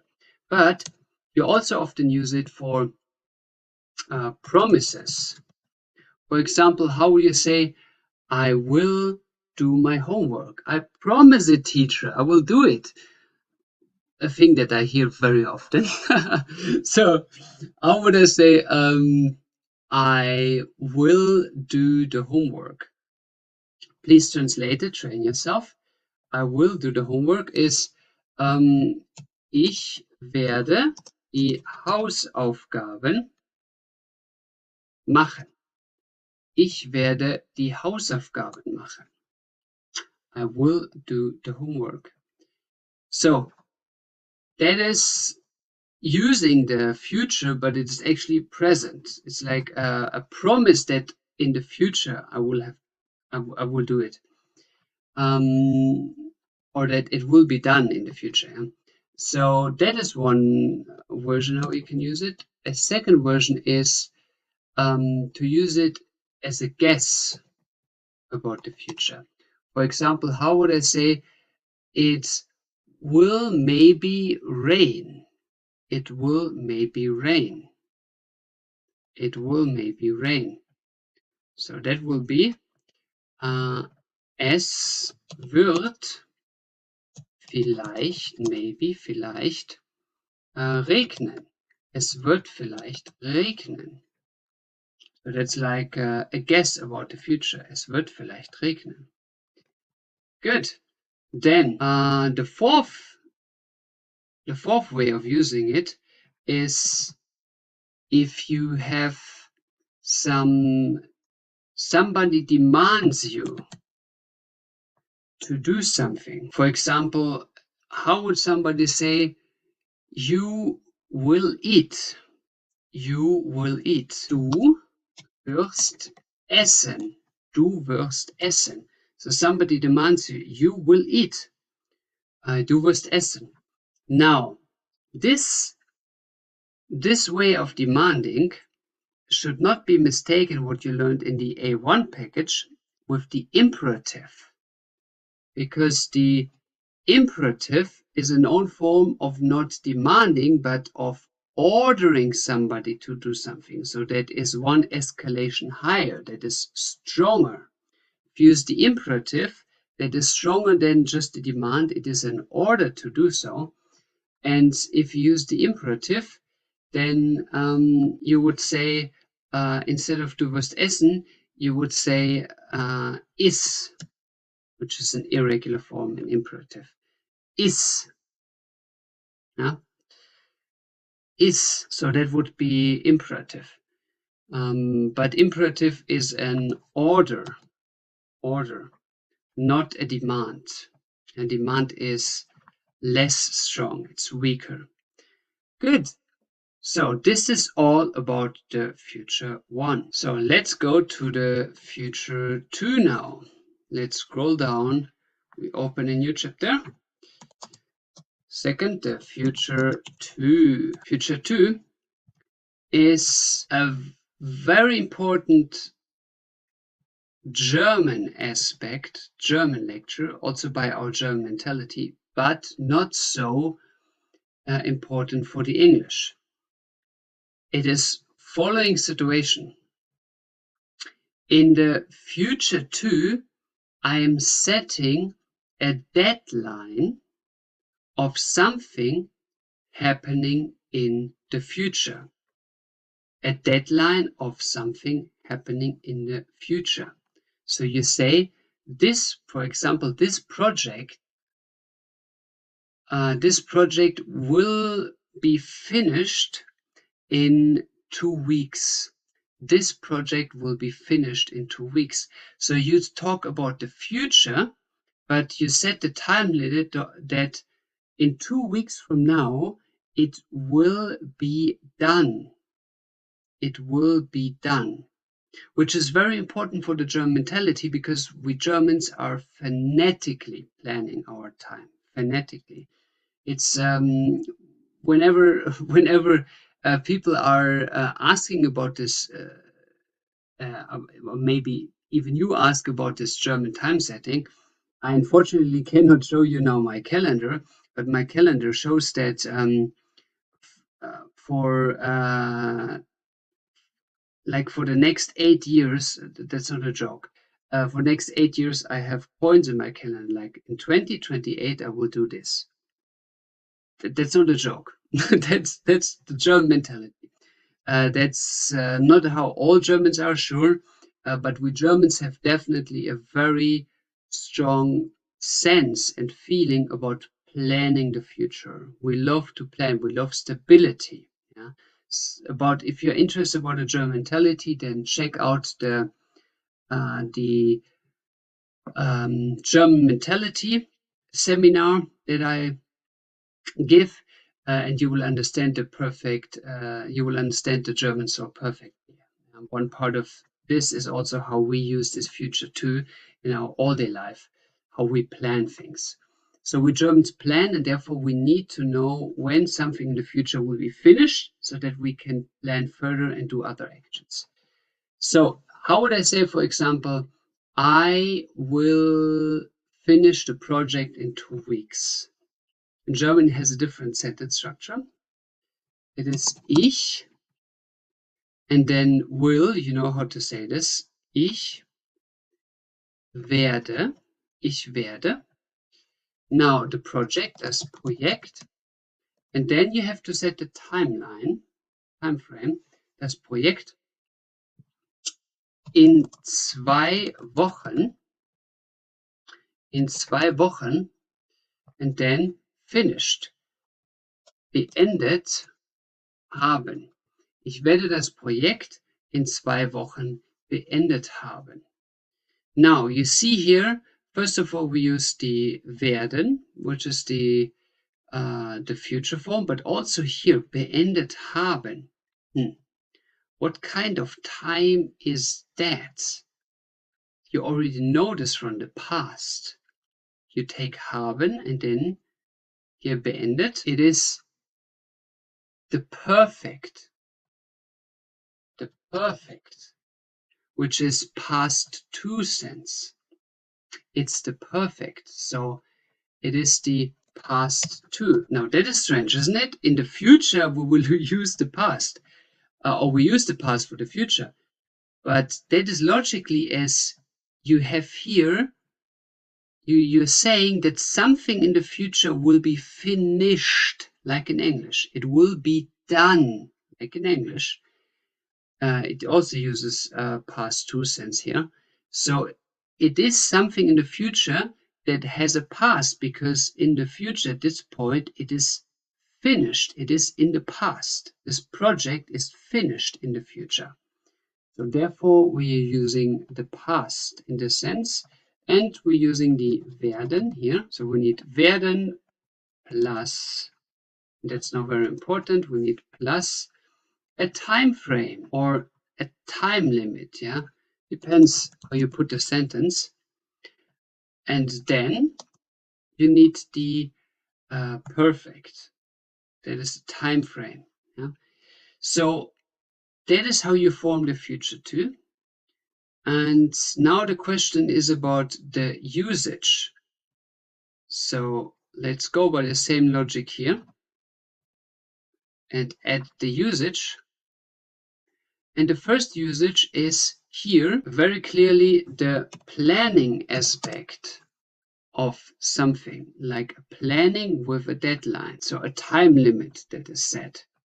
That is the first usage. But the second usage is that you have a prognosis, a prediction, a forecast. So in the second time setting, you're doing a prognosis, like a forecast, something that might happen in the future, but you're not 100% sure about this.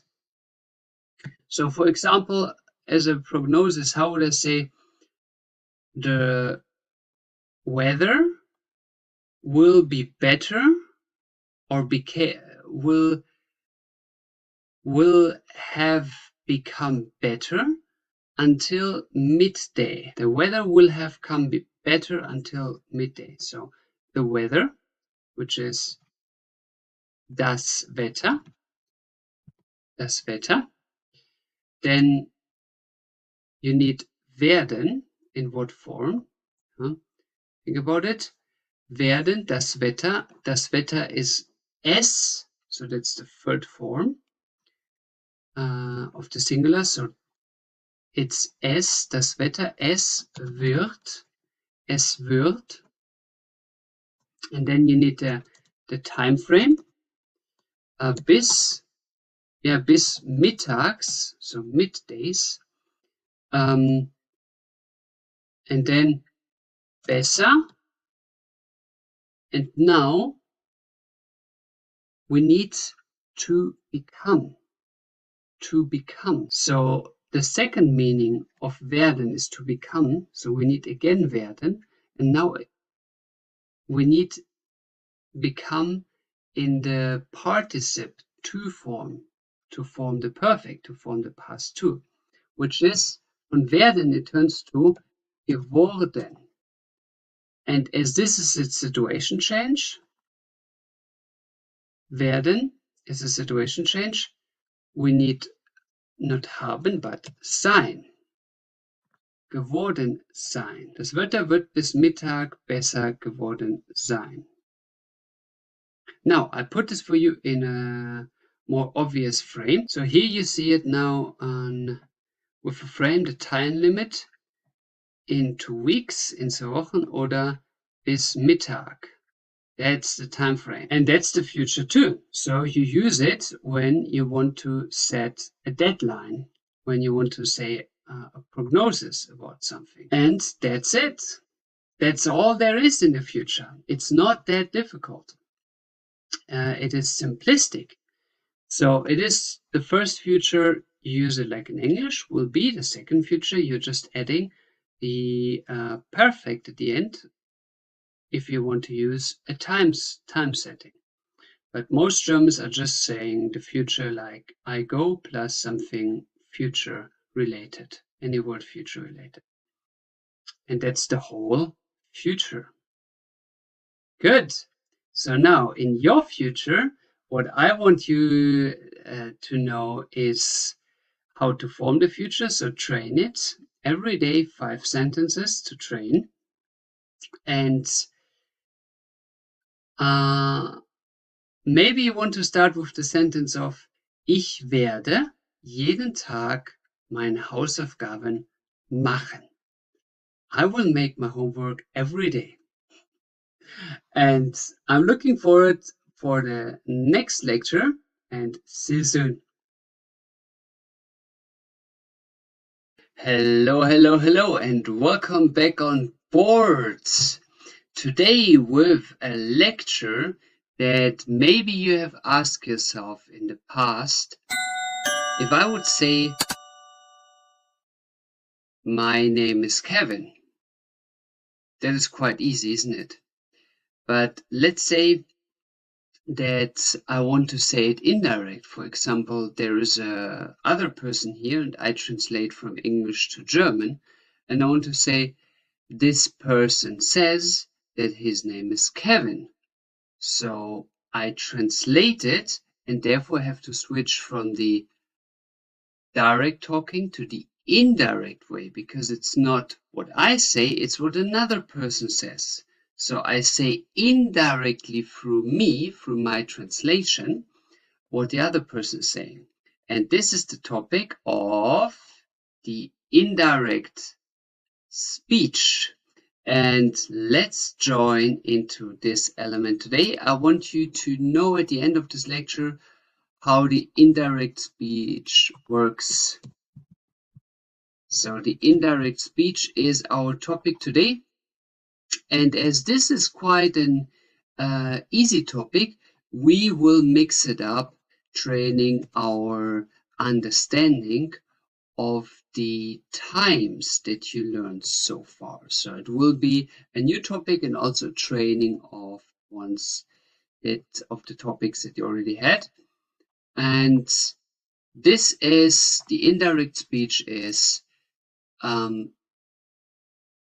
giving a person A information to person B. So giving information of like, let's say person A to person B as an intermediator. So you give the information further, which makes it the indirect speech. Good. So now let's go to the way of speaking indirectly. Patterns we use to describe the indirect speech are the three type of sentences that you learned in the A1 level package. We start with the first one, which is the Aussagesatz. If you don't know these sentence types, then please check out the A1 package. So it is the Aussagesatz. That's the first type of sentence you ever learned. And if you translate literally, maybe you can translate it for yourself. Aussage, sagen comes from to say, and aus comes from out, or is translated as out. So it's basically, if you would say the out to say sentence, which is basically, if you take it literally, just you say something out. So it's a sentence of information. It is a general sentence, yeah, a general. So this is the out saying sentence, which is the basic of all sentence. And in the direct way, it goes as the following. So you say, for example, Let's say he goes home. He goes home. So let's translate this sentence type. He goes home. And we will now use this sentence as an example for all the others to come. So how would I translate he goes home? Please translate the sentence into German. Stop the video here and test yourself if you know it. He goes home is in German translated, he turns into goes, geht, and home, nach Hause. Nach Hause. Hause means home and nach is to home. So we Germans say he goes to home. Hause, home is also translated with the house. Das Haus would be the house. Hause would be the home. So geht nach Hause. So we see here the verb is standing at this position. Geht nach Hause. That is the general direct way of saying the sentence. Geht nach Hause. Now, let's put it into the indirect. Let's say we translate from one language to another and somebody asks in language A, hey, what is he doing? And you translate in person B or from language B to A. Well, he says he goes home. It's not that you say this, it's that the other person says, so it must be indirectly said. So therefore, let's say the person that you translate is a he. So a man says in language, let's say a man says in Spanish, hey, I go home. Then you translate this into German and say, he says he goes home. So from Spanish, the man says, me voy a casa, which means I go home. And now translate it to German. So this man, he says he says that he goes home. He says that he goes home.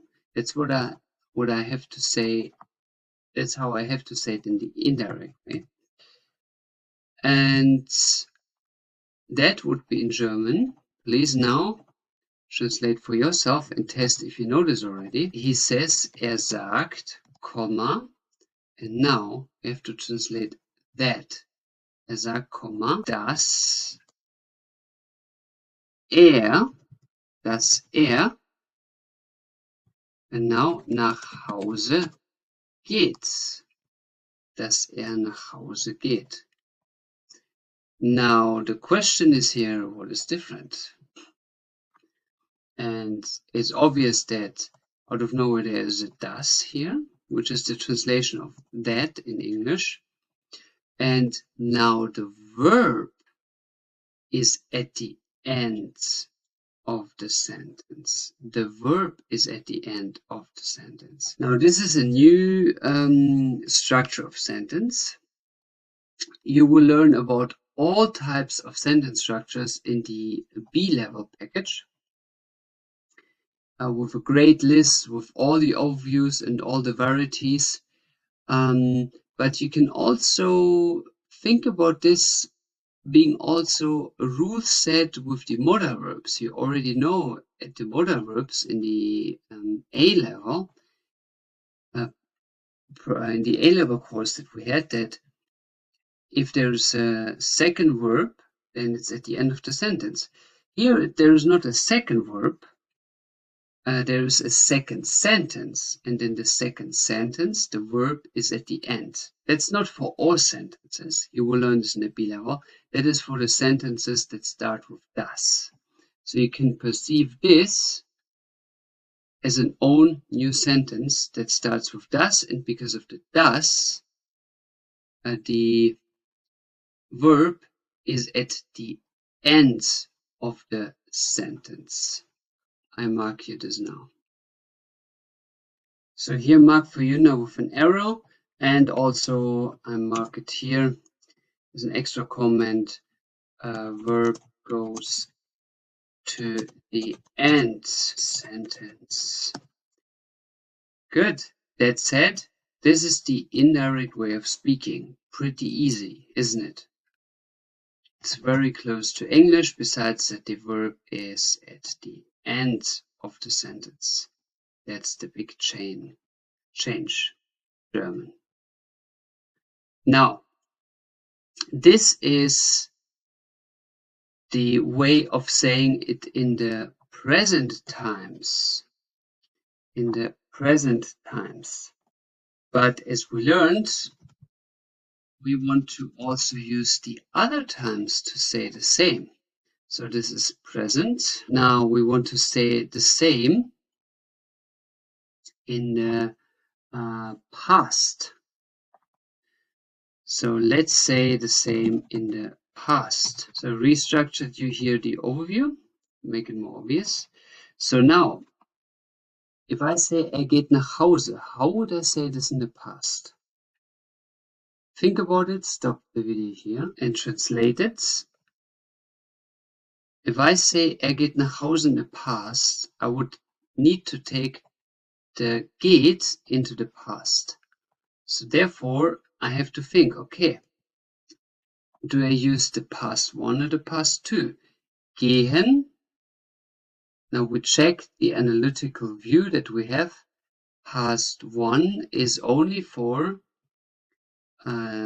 sein, for haben, werden, and modal verbs. Is gehen one of these verbs? Nope. So we use gehen in the past two. In the past two, we have to question ourselves, is it a change of situation or change of place? Is the action of gehen a change of place or situation? Yes, it is. So we need sein. So it would be ist nach Hause gegangen. Ist nach Hause gegangen. That would be the past. Now this we turn now into the indirect way. So it would be sagt, or you can also say sagt in the past, which is hat gesagt, yeah, hat, because it's not a moving or situation change, it needs haben. Hat gesagt. And now the question is, what comes next? Hat gesagt, and we need also the das. Hat gesagt, das. And now comes the fourth, das, but something changes. We already learned up there that the verb is going to the end. So the same in the present times, the same happens also in the past. So here, the verb must be at the end. The participle to verb gegangen is already at the end. So what we have to do now is putting the supportive verb, the sein verb, also at the end, and we put this at the very end. Dass nach Hause gegangen ist, and that's the consolation of the past. Now let's do the same for the future. How would I say, instead of geht nach Hause, how would I say this in the future? He will go home. Please translate it for yourself. Stop the video here and check if you knew that. Geht nach Hause is in the future, wird nach Hause gehen. Wird nach Hause gehen. So this is the future form. We just put the werden and we keep the gehen in the infinitive. So wird nach Hause gehen. Now we want to say this in the past. Want to say this indirectly. So it's again, sagt, das. And now is the question, so wird nach Hause gehen. Wird nach Hause gehen. How is that changing? Please stop the video here and check if you knew that. If yes, luck, then congratulations, you're already in the logic of the language. Das now we have to put the supportive word again to the very end. Das nach Hause gehen und dann wird, dass er nach Hause gehen wird. So this would be the future of the sentence. So here, future. That would be the future one. Now you could continue playing this game also with the future two if you would like. To. So how would you say this? You need then to melt the past, did you see here, with the future. So it would be past 2 melting with the future. Regularly it would be, if you take the sentence geht nach Hause,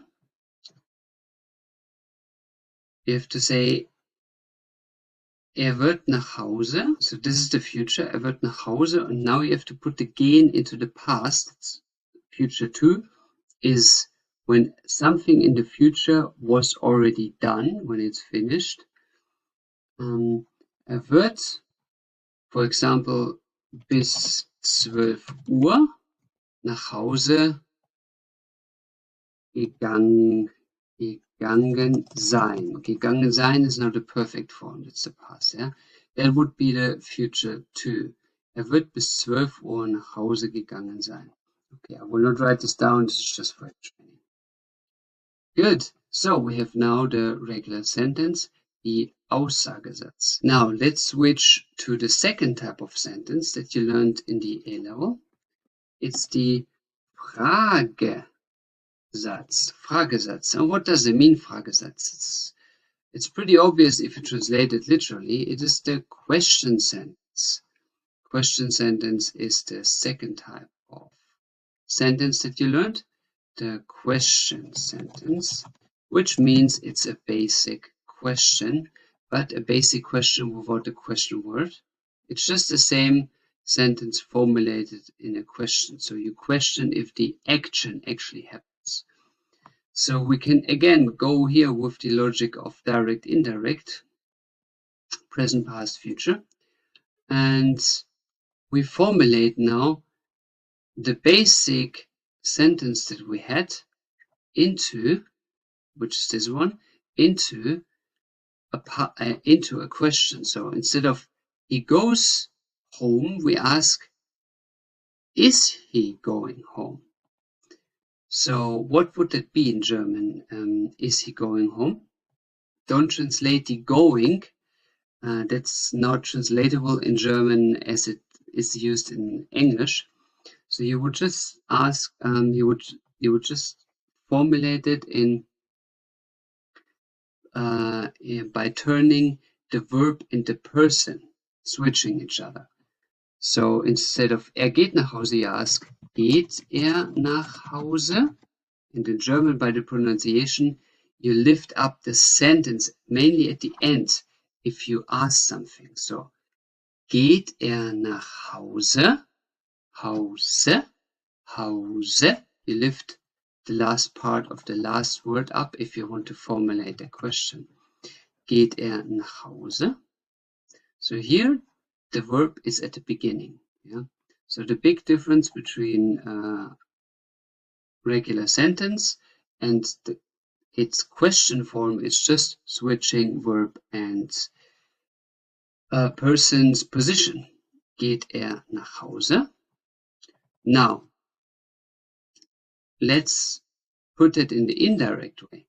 So we have to first say, we have to first ask, is like, if we translate the sentence in the indirect way, we have to ask, he asks if he goes home. That would be the English translation. So let's translate first, he asks.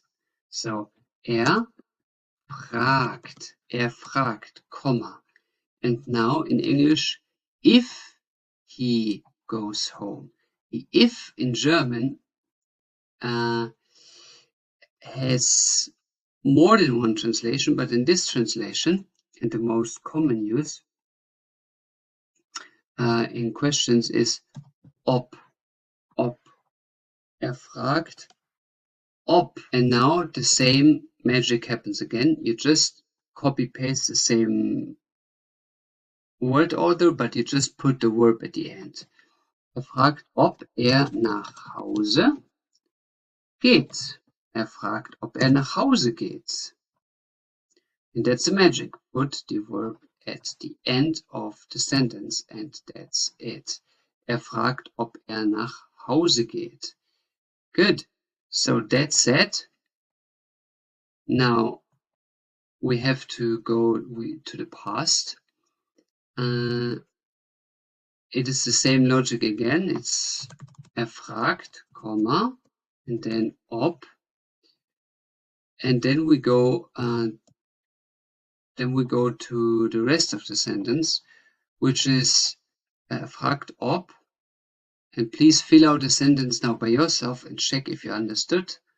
Otherwise, stop the video here and repeat the first sentence.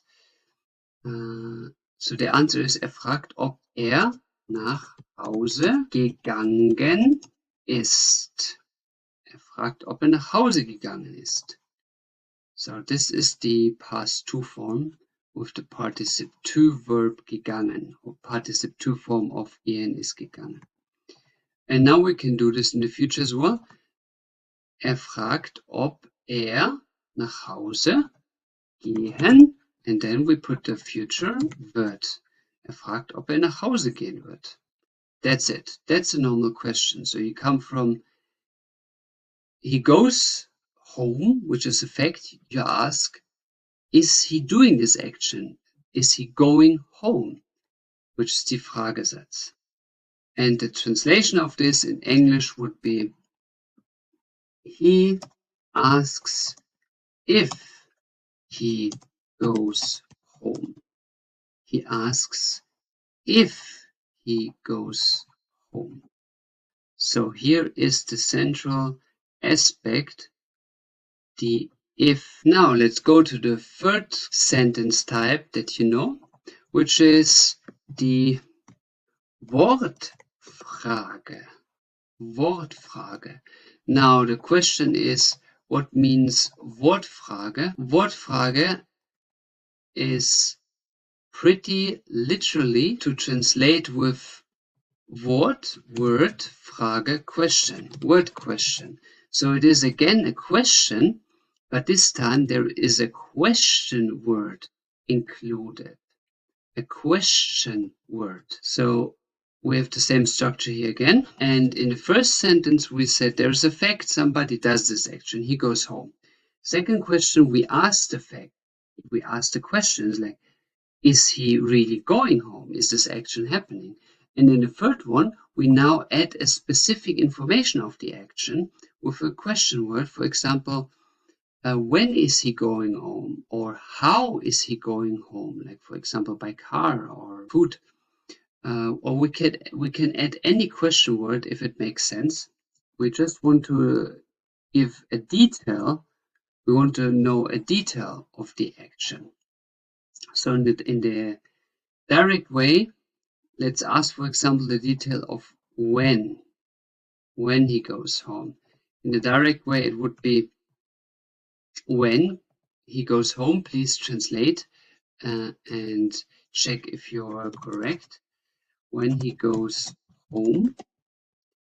When he goes home into from English to German would be wann. So when turns into wann geht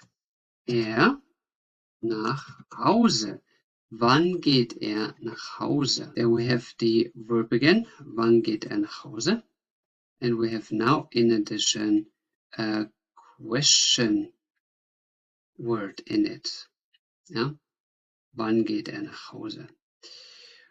Good.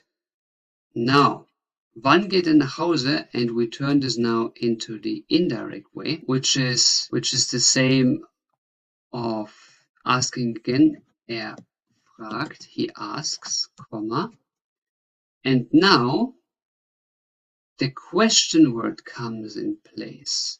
Fragt, comma, wann nach Hause geht. Fragt, wann nach Hause geht. So the wann is here now the connecting tissue. Wann nach Hause geht. Good. Let's turn this now into the past. Wann nach Hause geht. Here again, ... It's the same, fragt. And now, also again, wann. And now the question is, what is the past of gehen? You already know this. And then comes the rest before. Wann nach Hause gegangen ist. Wann nach Hause gegangen ist. Good.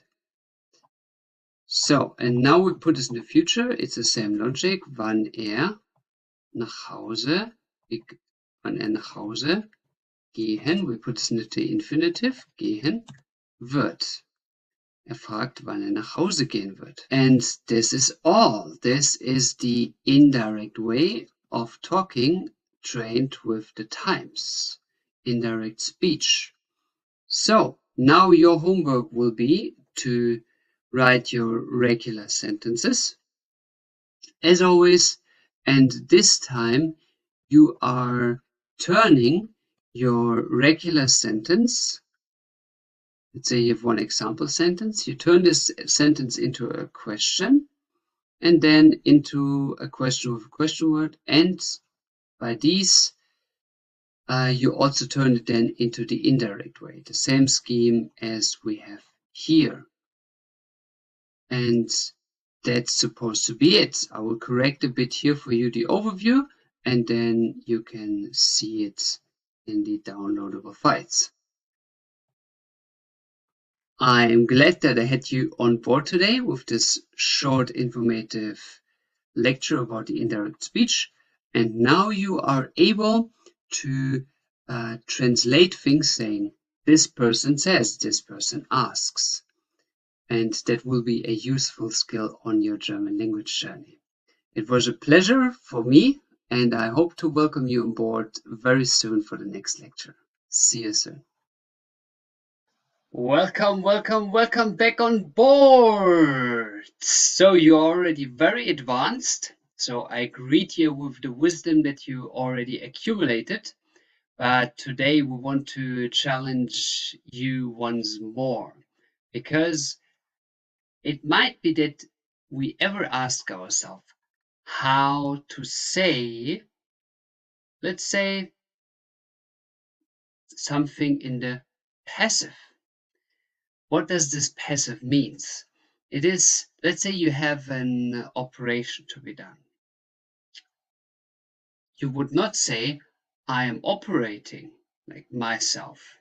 If you would ever operate yourself, that would be a wonder. Please inform me. I want to hear that story.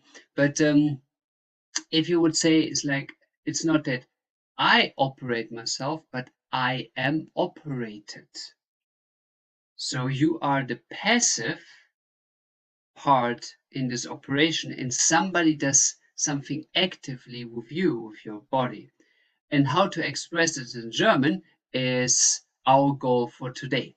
So I welcome you on board, and we will join freshly here with the topic of der Passiv. Der Passiv, the passive. All the lecture long, we will work with just one example, a very obvious example.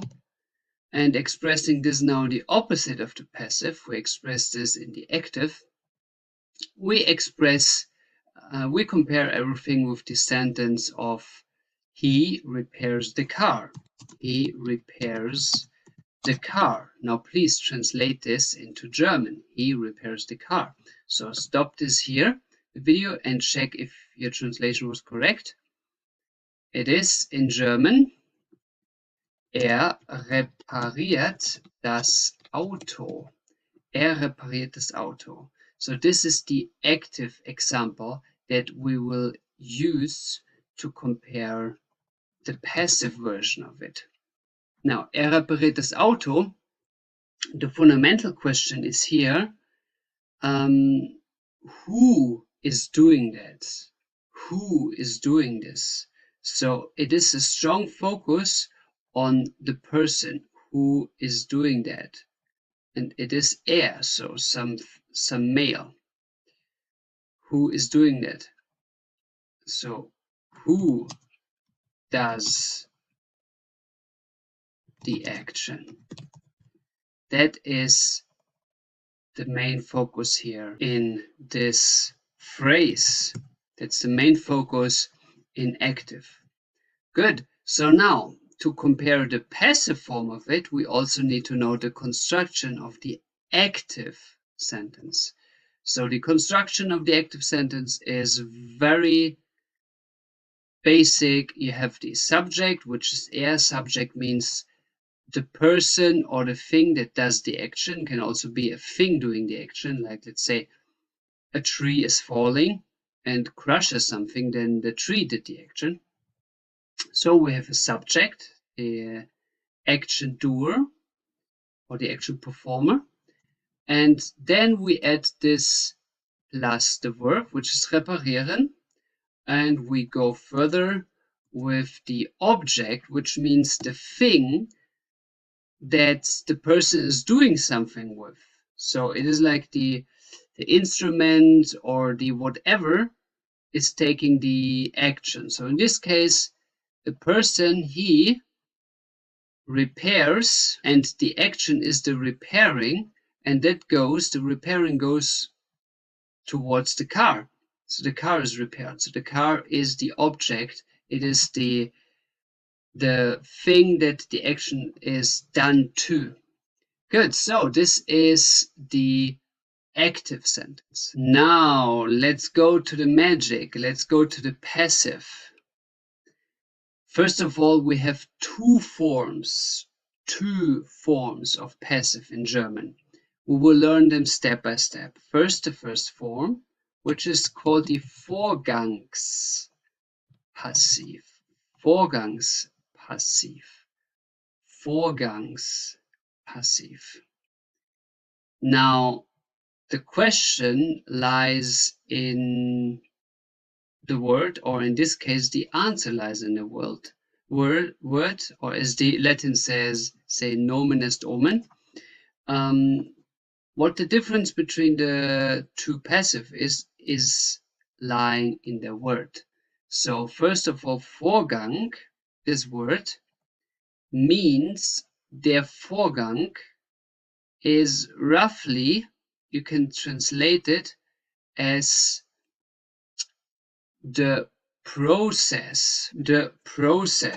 So Vorgang equals process in our understanding. And the Vorgangspassiv I call unofficially also the werden passive. It is not an official name of it. I just call it werden because we need a werden to form it. So I call it werden passive, but don't use this as an official expression. Now, why we use werden for a passive?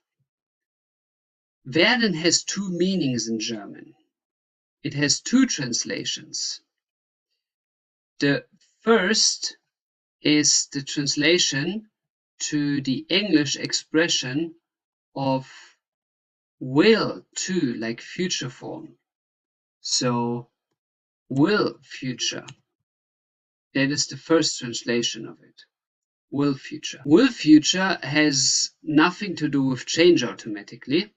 So this is here not what we look for, even though werden has a translation of will future. But the other translation of werden is in English to become. To become. Now, to become means, if you translate, basically, it is the change, to become. It has something to do with changing, yeah? The change, or changing. Something is changing. And by the logic, if in the passive something is done with something else, then there is a change. And therefore, we need the translation of to become as the change, as the changing aspect in the passive. Something is changing, something is done with something else. Okay, so the translation werden here is to change. Now, if we translate he repairs the car, now we go into the passive, which is the car is repaired. The car is repaired. In German, in the first passive form that you learn now, it is das Auto, und now you need werden. Please translate das Auto plus werden. Test yourself if you know the form of werden.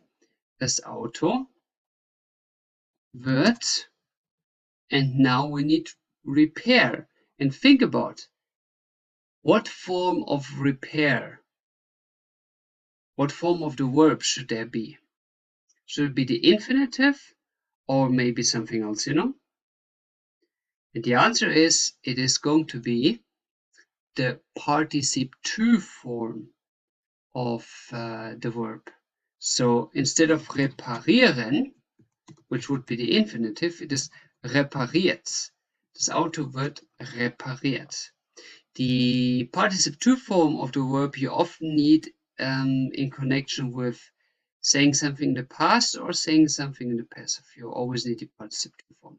Das Auto wird repariert. So here is the werden. Good. So now, first of all, what is the emphasis here? I mean, up there we ask who does the action. Now what do we ask here? That's the question. What is the emphasis here? And the emphasis here is what is done with the object or what happened with the object. That is the emphasis. That's what is emphasized here. So the Vorgangspassiv is focusing on the action and therefore on the process of the action. The process, that's what's emphasized. Process, so the action done with the object. So that's what's emphasized in the Vorgangspassiv. Process is the core that is forming the sense of having the Vorgangspassiv. And now comes the question, what is changing from the active form to the passive form? So in the first sentence, in the active form, we have regular subject, verb, object. Now in the second form, if we compare the first sentence to the second sentence, then we see the person, is basically not existing anymore. So the person in form of the subject, is actually cancelled. It's not existing anymore. So the person is cancelled. Instead, the object, the former object, is now taking the position of the subject, of the former subject. So it is now the object is becoming the subject of the new form of the passive sentence. And the subject needs plus werden and plus the participe to form of the actual action, in this case repariert. So that's the changing of the passive. So that's changed to the passive, and now you know the Vorgangspassiv. Now to understand the other form of passive, the other passive form that you have in German, I want to emphasize again that in the first form of the passive, in the Vorgangspassiv, the process is the emphasis. The process which is equaling the change. To become the change is the process here. So the process is emphasized. Now for you to understand the difference between the first and the second passive, we will draw a small sketch. So in the sketch, if we have an action done, then the action would be described or drawn this way. Let's say this is an action, so it has a start and it has a beginning. Here at the end is the beginning, and here is the end.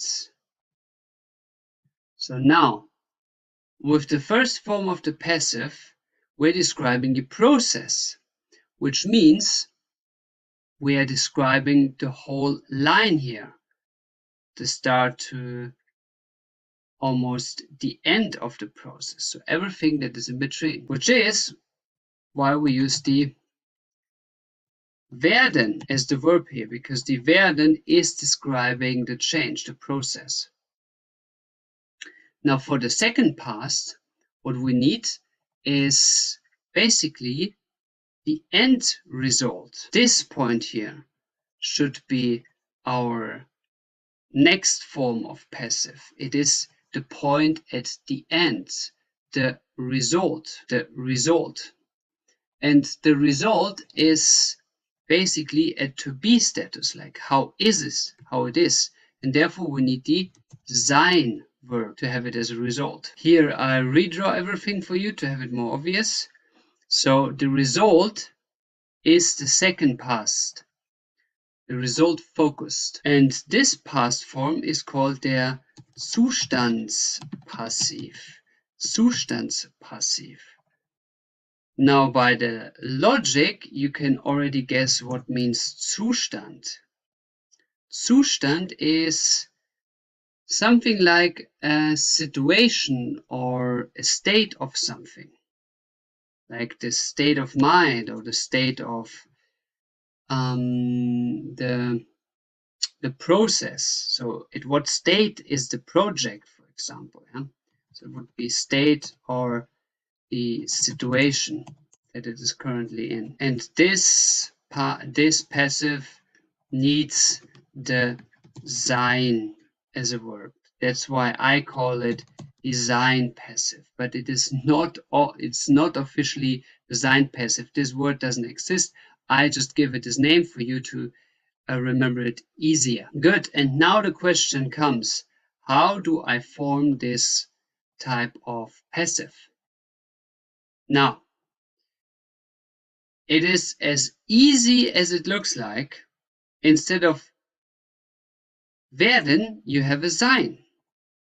Instead of werden, you have a sein, and that's it. So you write, das Auto ist repariert. Das Auto ist repariert.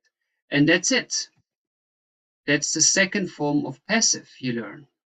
Das Auto ist repariert. There is no third form whatsoever, or no third passive. It's just these two. Now, what is the question here? What is the emphasis on that one? Let's compare Vorgang and Zustand. So Vorgang is what is done, and the Zustand is a question of how is the status of the done action, like of the action. How is the status of the action? That is the question of the Zustandspassiv, which leads to the logic of the Zustandspassiv is the question of the status of the result of the action. So here marked in blue for you, this is result focused. And how this is formed is exactly the same as the werden. We can basically copy paste it, put it down here, and it is just with a difference. Instead of werden, you are just using sein. Okay, so the difference now is between werden and sein in the grammar. And once more, if you have a question about this, then keep the simple formal of life. The simple formal of life is kiss. Keep it short and simple. Keep it short and simple. Keep it short and simple. The same applies if you have a question about something and you're not really sure if you understood it. Try to get out of the macro perspective or get out of the detailed perspective, go into the macro and perceive it like a bird. So if you don't understand now the difference between Vorgang and Zustand, it is so simple that it is not translatable to English. It is not translatable to English, not at least not properly. So just focus on the one formula, which is Vorgangspassiv is asking if the thing is done at the moment, and the Zustandspassiv is focusing on the result, so if it is finished, done. And that's the only difference. Vorgang is the question, is it done at the moment or at some other time? You will learn the times of the passive later. It's just, is it in the process of to be done? And the Zustandspassiv is the question, if it's done already, is the result there? How is the result? Small interruption here, as there were questions coming up. To make it from another perspective simple, what is the difference between Vorgang and Zustandspassiv? So between one, the green one, the Werden-Passiv, and the blue one, the Sein-Passiv. The green one, the Werden-Passiv, the process-orientated passive, the first one, means that the action is at the moment in progress. It is not finished. So das Auto wird repariert. The first one, the green one, the werden passive, means at the moment somebody is working on it to repair it. Or it at least means it's not finished. The repairs, the maintenance is still going on. The second one in blue means it is finished. The Sein, the blue, the second passive means, the Zustand passive means it is finished, so you can pick up the car and drive back home. So if you're bringing your car to a maintenance station, you come there 7 days later, you're asking, ist das Auto repariert? So you're asking, is it finished? Can I drive home? And the guy answers with, das Auto wird repariert. It is repaired, it's repairing at the moment. Then he says, hey, it's not finished yet, you cannot drive it home. It's a very polite way of him saying, mate, it's not finished yet. Sorry, you came all the way for no sense. Go back home. Yeah. So that's the difference. If it's in the progress or if it's already finished, if there is a result, that is the difference. Now, let's continue. Good. Let's make an overview of how you're using this topic in your all-day life. So Verwendung, which means in English the usage, Verwendung, die Verwendung, the usage, So how do you use the passive in your all-day life? It is, first of all, that you describe the action, or you describe the process, action or process of the action done to something or someone, somebody. So it is the action done to somebody or the process of the action done to somebody or something. That's how you use the passive for if you want to emphasize this. Yeah, emphasize action or process of the action done to somebody, something. For example, how would you translate the bus is driven? The bus is driven. How would you translate this? Yeah? Der Bus wird gefahren. Der Bus wird gefahren, as a further example. And the second thing you can emphasize is basically the same, or the second usage is basically the same as the first one, but I just want you to now widen your horizon.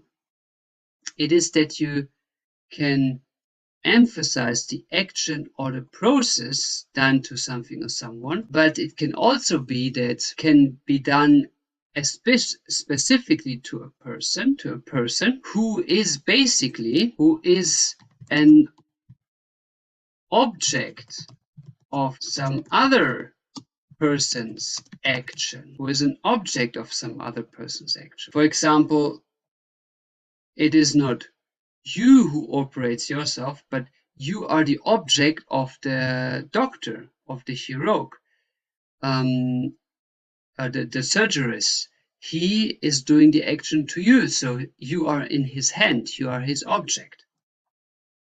So it is now that you as the person, you become the object of somebody else.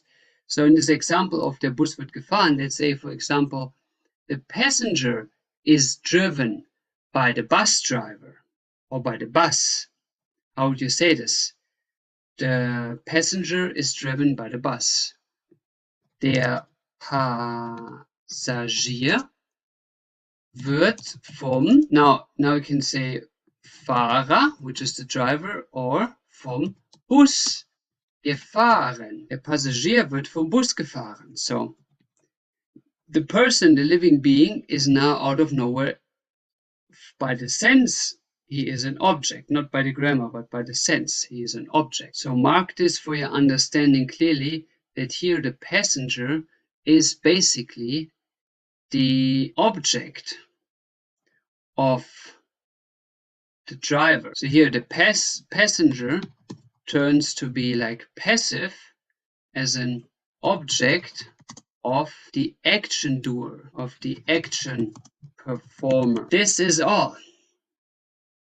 That's the masterwork that you can work with. So the passive, once more, is to describe if something is done to somebody or something, and the somebody and something is passively, he's not doing anything, it is done to him. And that's all about the passive. Now in the next lecture we're going to master test your understanding about the times, because we will talk about how the passive is changing in each of the times. But until now, you first of all learned so far what the passive is, how to use it, and now goes to you the question, the task as always, write 5 sentences per day to train and listen as much of native speaker sources as possible. And that's it. I am very glad that I had you on board, and I'm looking forward to see you as soon as possible back. I welcome you back in time, because today we indeed deal with the most sophisticated time frame there is in the German language. Today you will learn how to form the passive times, but if you ever ask yourself how complicated times can be in German, then this is your class, because it will be the absolute top of time use that you can have in German. And at the end of this lecture, you do not only know all the times in the passive, but you also know, or you also repeated all the times that you learned so far. So it will be a mixture between practical training of what you did so far and using this training to merge it with the passive with a new grammar form that you just learned. So, welcome back to the challenge, and we will today deal with the topic of Passivzeiten, and we will talk about these times within the time frame of present, future, and past, Vergangenheit. So here written also in their English meaning for your understanding. But now let's repeat first of all the times we had by the simple example of the sentence that we already learned in the passive, which is in the active form saying that he repairs the car. So here in the Aktiv, he repairs the car. Repariert das Auto. He repairs the car. So that is the active form of it in the present times. And now we go into the future one. Future one is the regular will future, the regular way of saying it will happen. So please form the future one. Stop the video here and check if you are correct. How would I say he will repair the car? So the answer is, wird das Auto reparieren.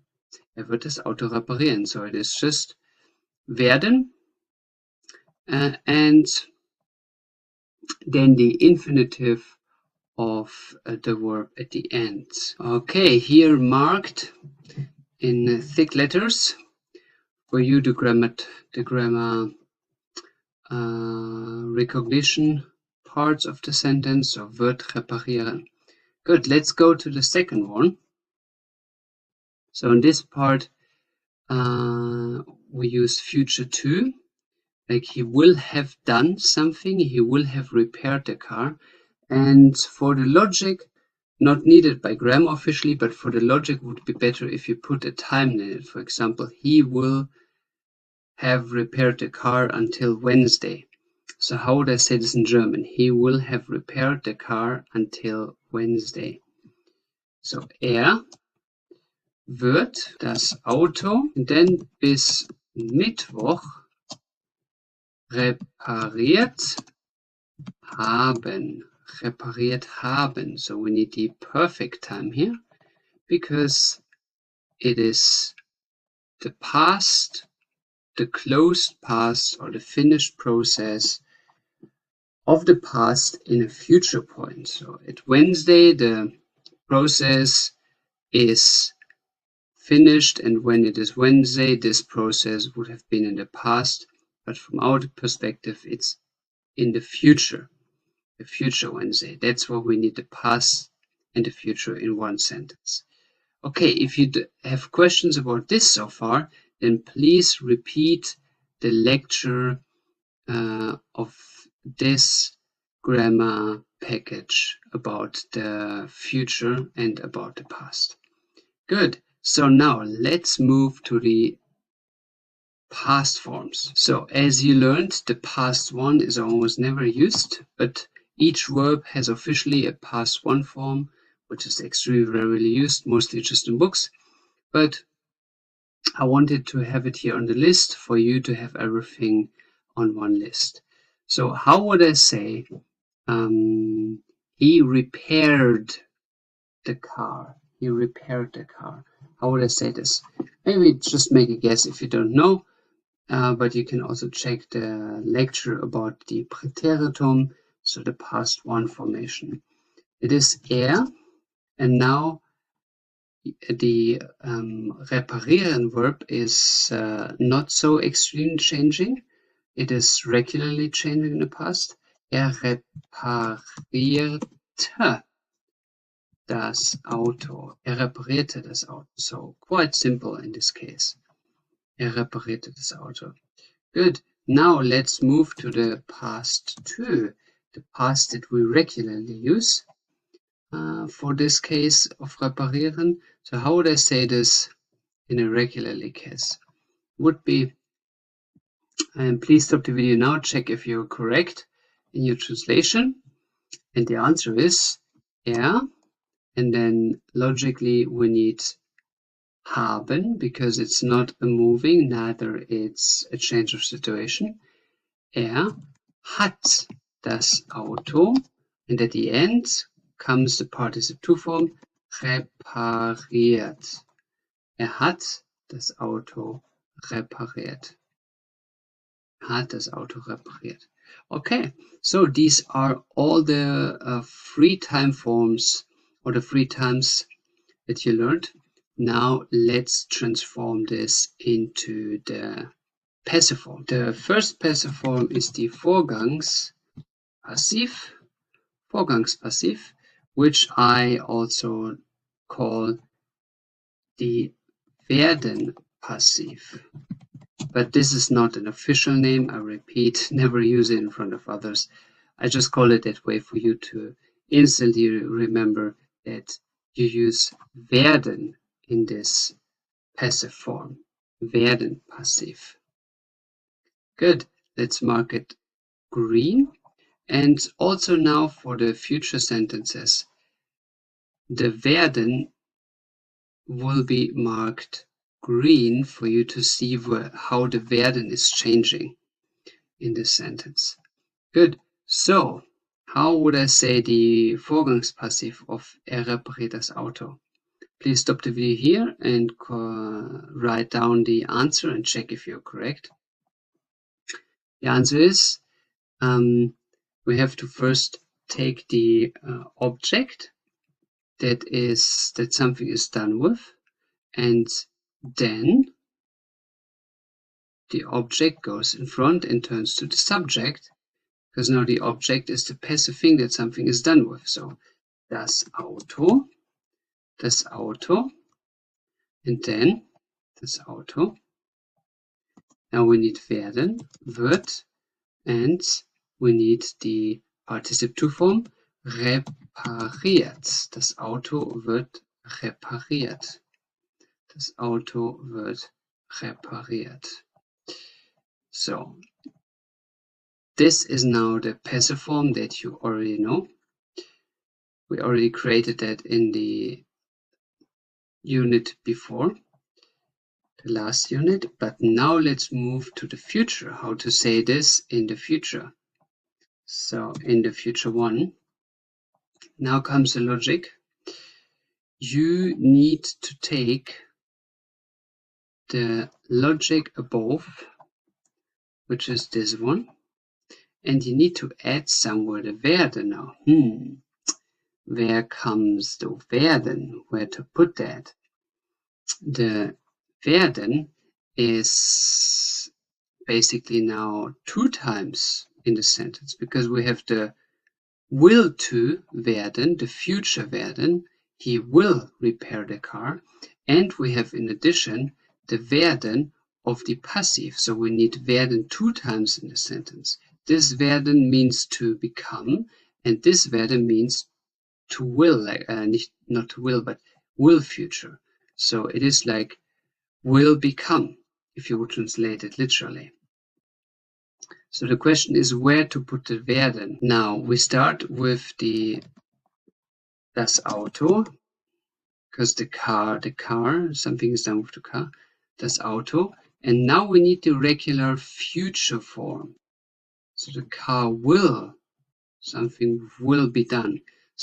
Das Auto wird, and now comes the main verb, repariert werden. Das Auto wird repariert werden. Das Auto wird repariert werden. And the last werden is the werden of the passive. Now you might think how that works. It's by the priorities of where to put a verb. It is a simple rule. It's at the second position. There is the verb that defines the time, that shows you what time it is. Here, werden shows the time. then the priority goes that the second verb, the verb that should come second, comes at the last place, and after it comes the repariert. So it is like a revolver reloading in the priority. Yeah?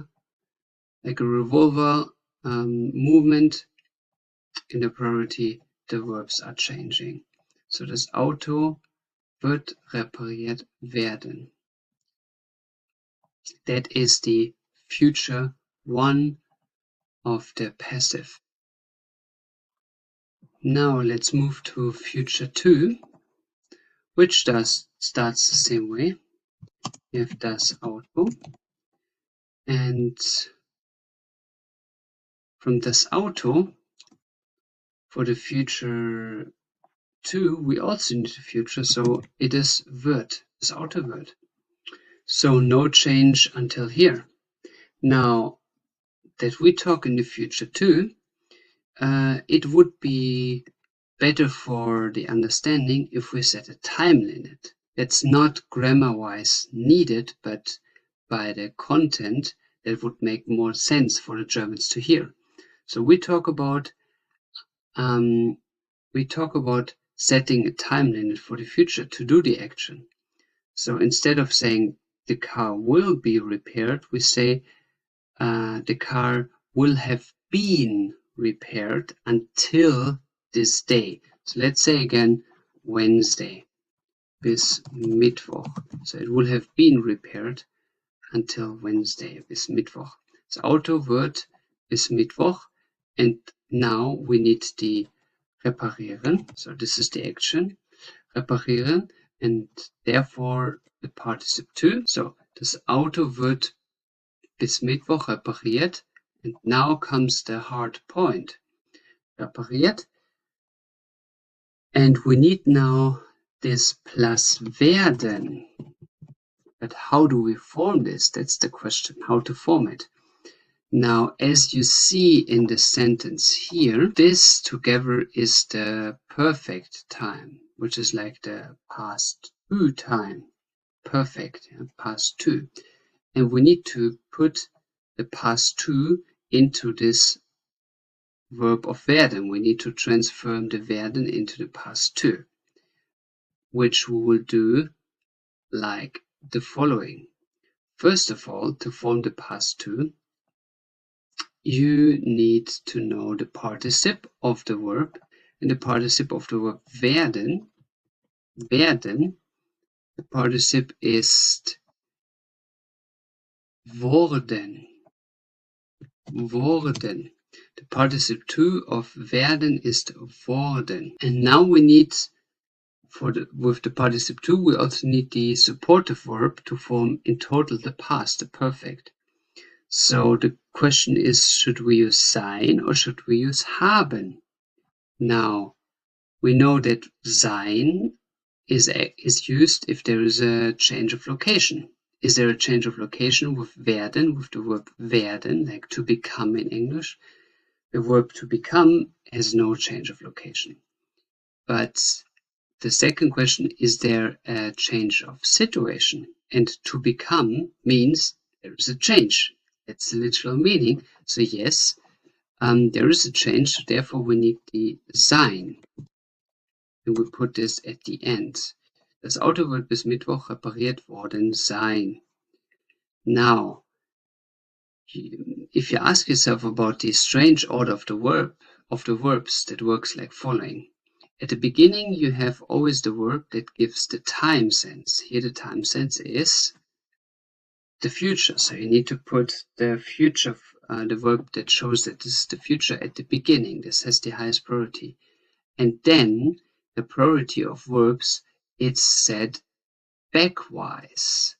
So the second most important verb that would stand in front if there would be no wird would be sein. So this one is now at the back. Then the third priority that would stand in front if there would be no wird und sein would be worden. And then the main active word that would be at the beginning if there would be none of the others would be sein. So it is like a revolver by the priorities, moving this direction in the German language. Yeah? So this is the priority setting of the verbs, why they are in that order. And for you to note, this is the perfect time of werden, perfect of werden. Yeah? Good so far. There we have now the future forms. If you did not understand it, check out repeat the recording again and try to understand it. And if you don't understand it after a third time, you have serious issues, then go back to the lecture of the future and check the future lecture again. Futur. Good. Then let's go now and form the past, Vergangenheit. So in the past number 1, the first past, we need to know the specific form of reparieren in the past. Now, as you learned in the chapter das präteritum, the past, each verb has a past 1 form, and most of them are very complicated, but reparieren is not. Yeah, we're lucky with this. It belongs to the ones that just change a bit. And here it is, das Auto repariert. So this is the past form, the past 1 form. But now by the logic, we need to add the werden. And the werden must also go in its past form. And this werden past form, you already know. You learned it. You learned in the forming of the past the werden form, because past 1 you use for your all-day language only for the verb sein, haben und werden. So das Auto in the past form ist wurde. Das Auto wurde repariert. Das Auto wurde. Now to form the past 2, the regular past that you use most of the time, we actually just need the regular logic of das Auto, and now we need to form the past by using to be or to have as the supportive word. That shows that now a different time is happening. So the question is, do we use to be or to have? We answered this question already in this form, as you see here, because to become, werden, is a change of situation. And now, as we talked about the revolver logic, this has the higher priority than that, and so on. It is logic. If this is not existing, then the to be must take its place, and the revolver goes this way. So worden is now at the end. And that happens here in the past. So it is das Auto. Now we need ist for the situation change. Das Auto ist repariert. Das Auto ist repariert. And then at the end comes the participle 2 of die werden, which is worden. Das Auto ist repariert worden. Good.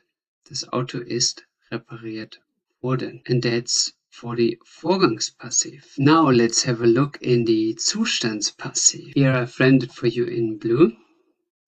And now we go with the same logic. So we have the werden passive, which is the action focused, and here we have design passive, which is the result status focused passive. And das Auto wird repariert turns into das Auto ist repariert. So it is repaired. It is, and here ist, we mark all its forms now in blue for make it more obvious for you. Okay, Now let's go with the same logic to the first feature, and we say in this form the same logic as above, das Auto. Now we need the future form, so it is wird, and then we need the main action, repariert, and then at the end comes the sein, comes at the very end. Auto wird repariert sein. Now we come to the second form. It goes as the same logic as above, so das Auto wird, and now we should set a time frame. So we keep the example of bis Mittwoch, and then again repariert follows, repariert, but now we need the perfect of the sein. So we need the participle to plus the word that marks, that supports the past time. So sein or haben. The participle to of sein is gewesen. Gewesen. A highly complicated word that you extremely rarely use.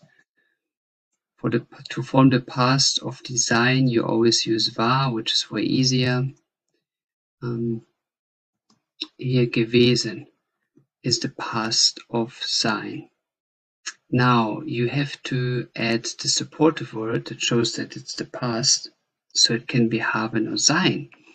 Now the thing is that sein is now the question, the word sein in the past. Is the word to be, sein, does it need haben or another sein? Which is the question, is sein to be changing the location? No. Is sein to be changing the situation? And here the answer is yes.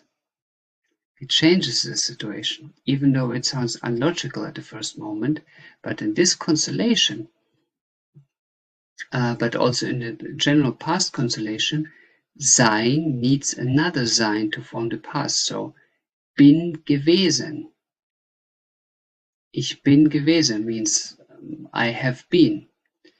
But we German just say I was.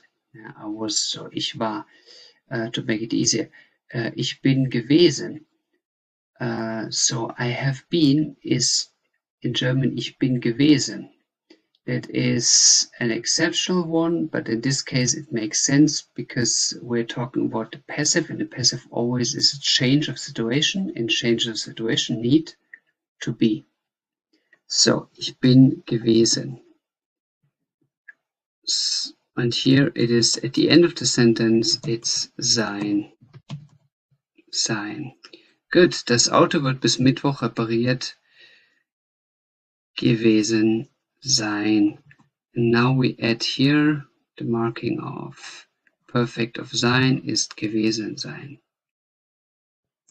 Good. Let's move to the past now. And here we go with the same logic as before, das Auto. And now we need the past of sein, which is, what is the past of sein? Das Auto war, genau, das Auto war, and then repariert. Das Auto war repariert.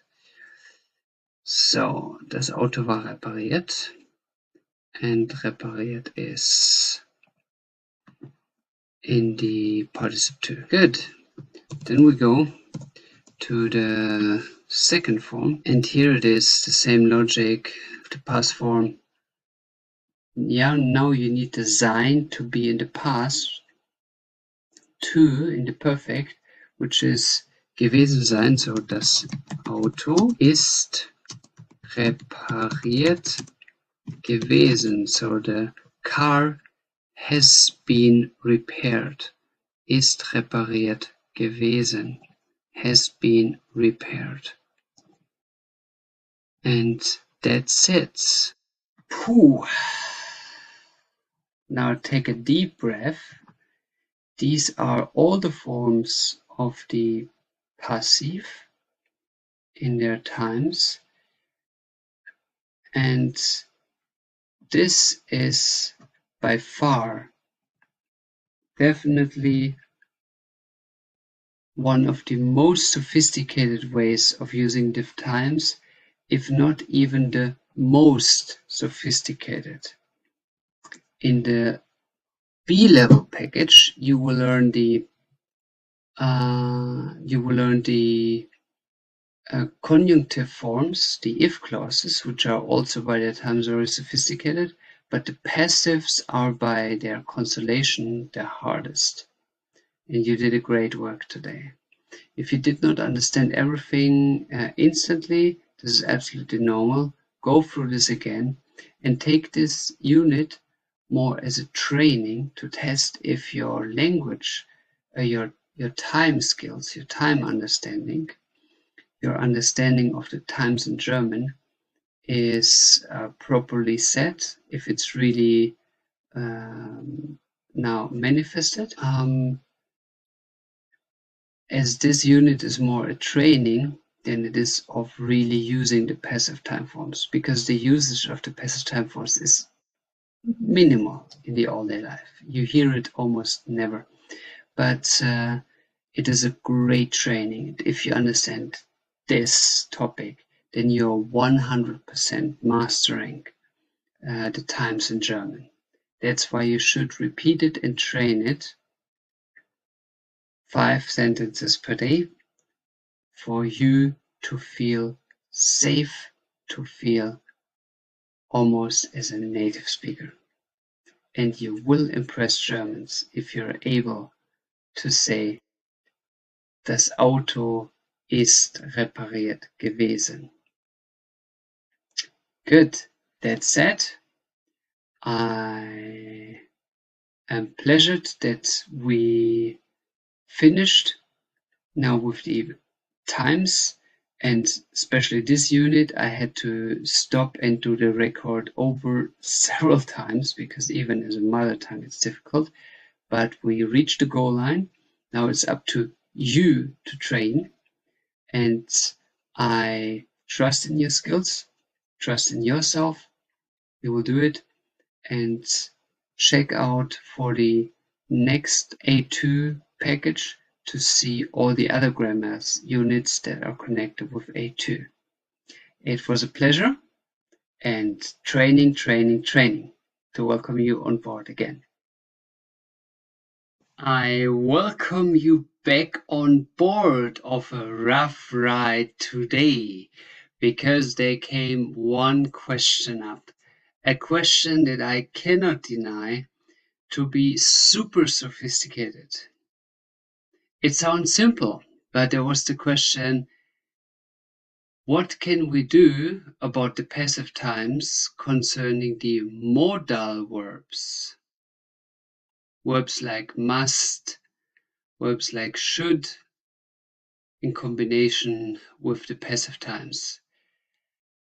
And I ask you now, this is a bonus video, but do you want to have the overkill? Do you want to have the hardcore of the hardcore in German time settings? Do you want to be at the absolute top of everything? Then this video is for you, because we take what you learned in the last video and we now add the element of the modal verb, which makes it the top of the top.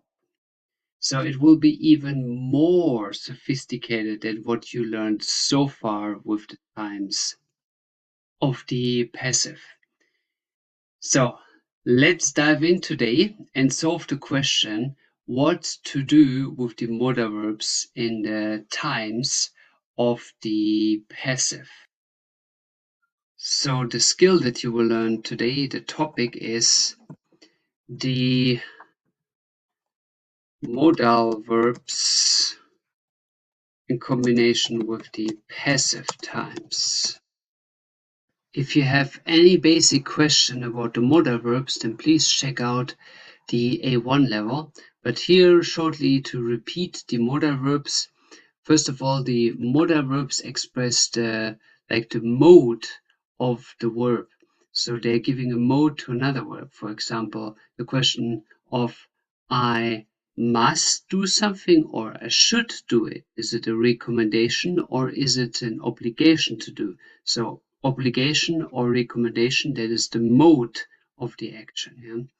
It's a big difference if you must do something or if you should do something. Good, so the verbs are to repeat müssen, which is must, sollen, which is should, können, which is to can, wollen, which is to want,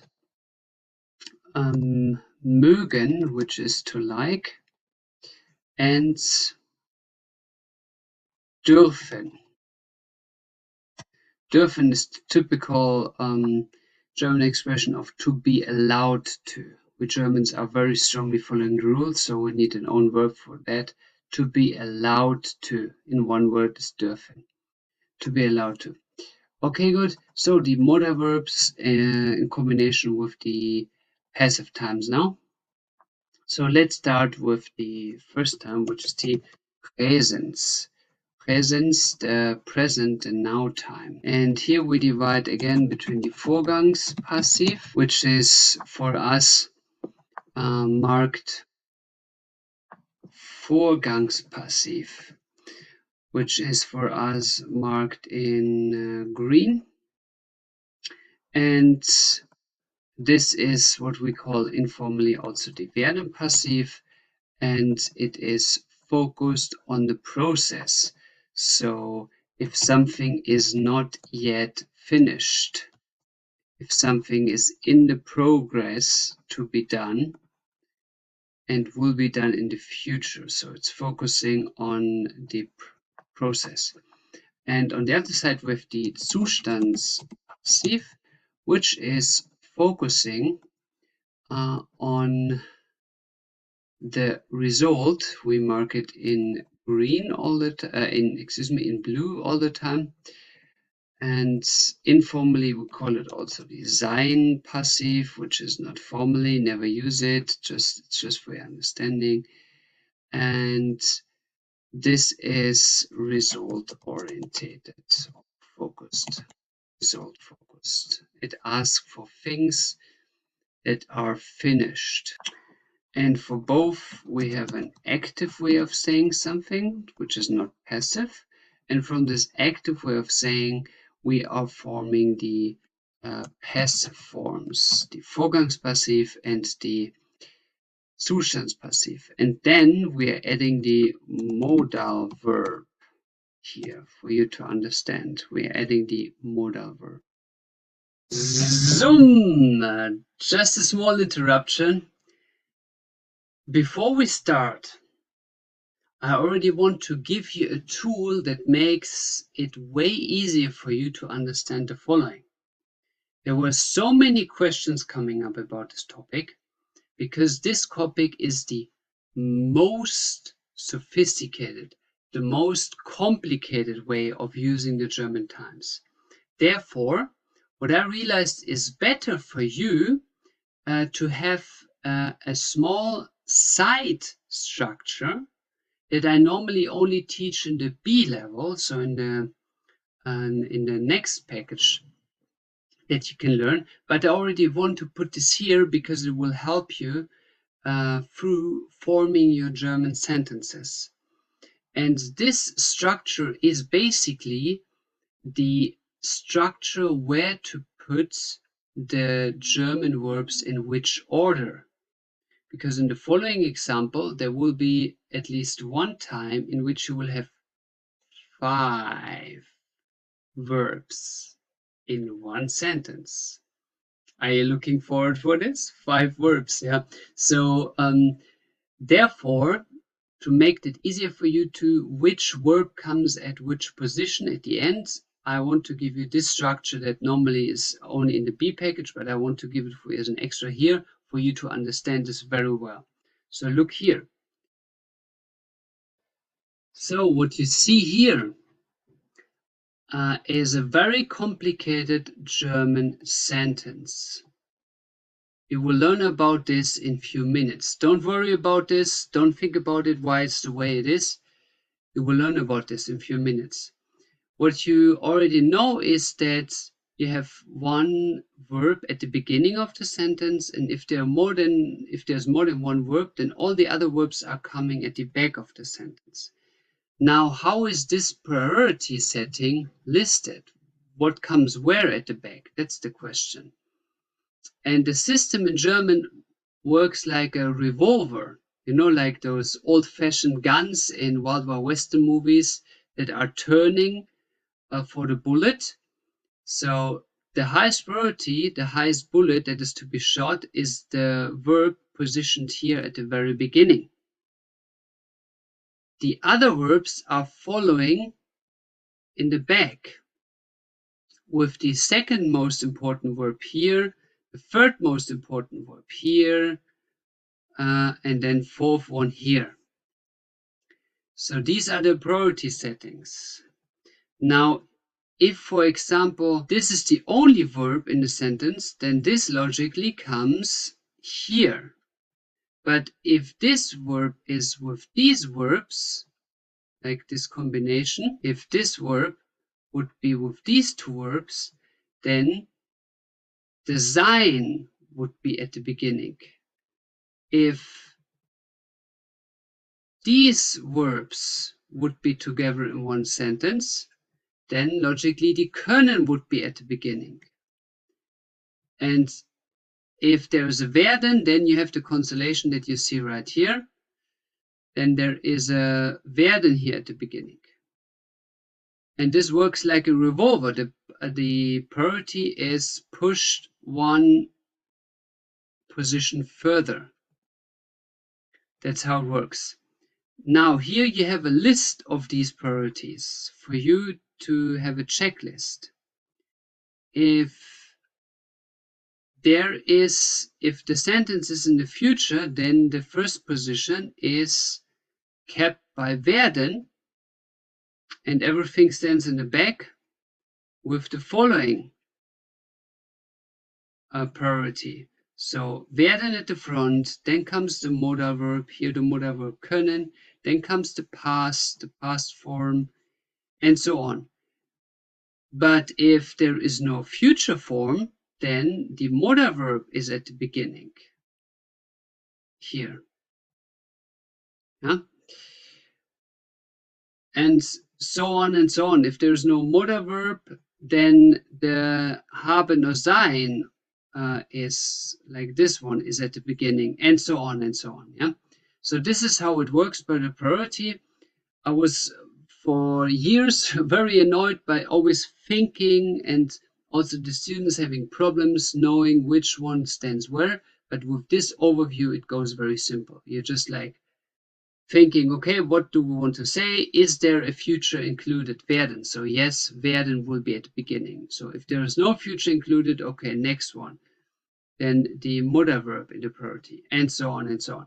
Now this you can use now as a checklist to form the next sentences and to understand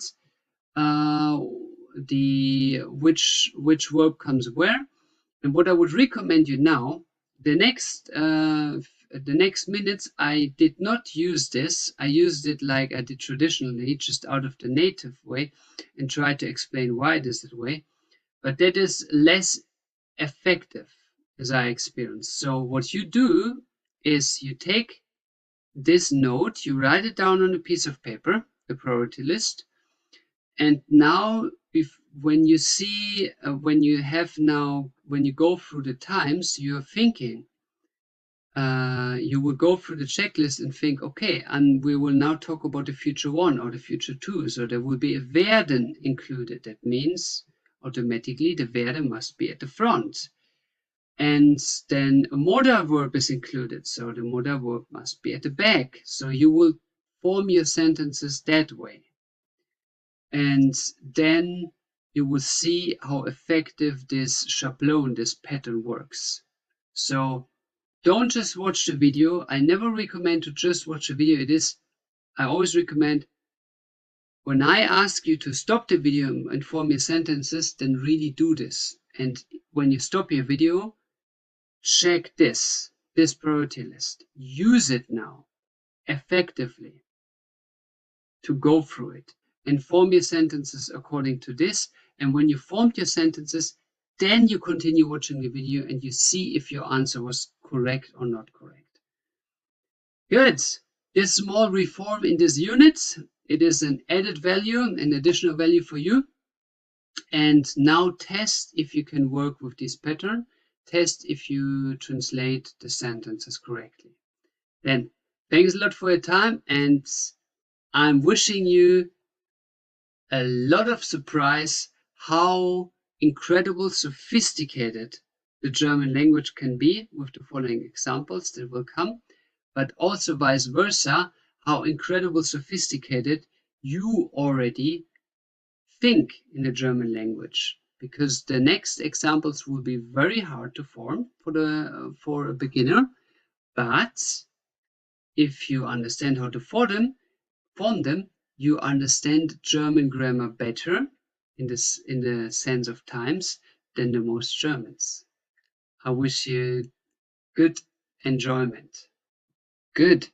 Let's go through all the lecture with just one example, which is I built a house. I built a house. Let's use this one. I built a house. Please translate I built a house and stop the video here. Check if you were correct in your translation. The answer is Ich baue ein Haus. Ich baue ein Haus. So that is the active sentence. Now we go to the Vorgangspassiv in the presence, in the now time. How would I say Ich baue ein Haus? And from now on, whenever I ask you how would you say, please stop the video honestly with yourself and check if you were translating it correctly. It's your own training. I'm not able to control that, but in the opposite, use it to see if you were correct. If you were not correct, then just check the lecture before and repeat it. Good. So how would you say the passive form of be ich baue ein Haus, like a house is being built? Please stop the video here and check if you were correct. The answer is das Haus wird gebaut. Das Haus wird gebaut.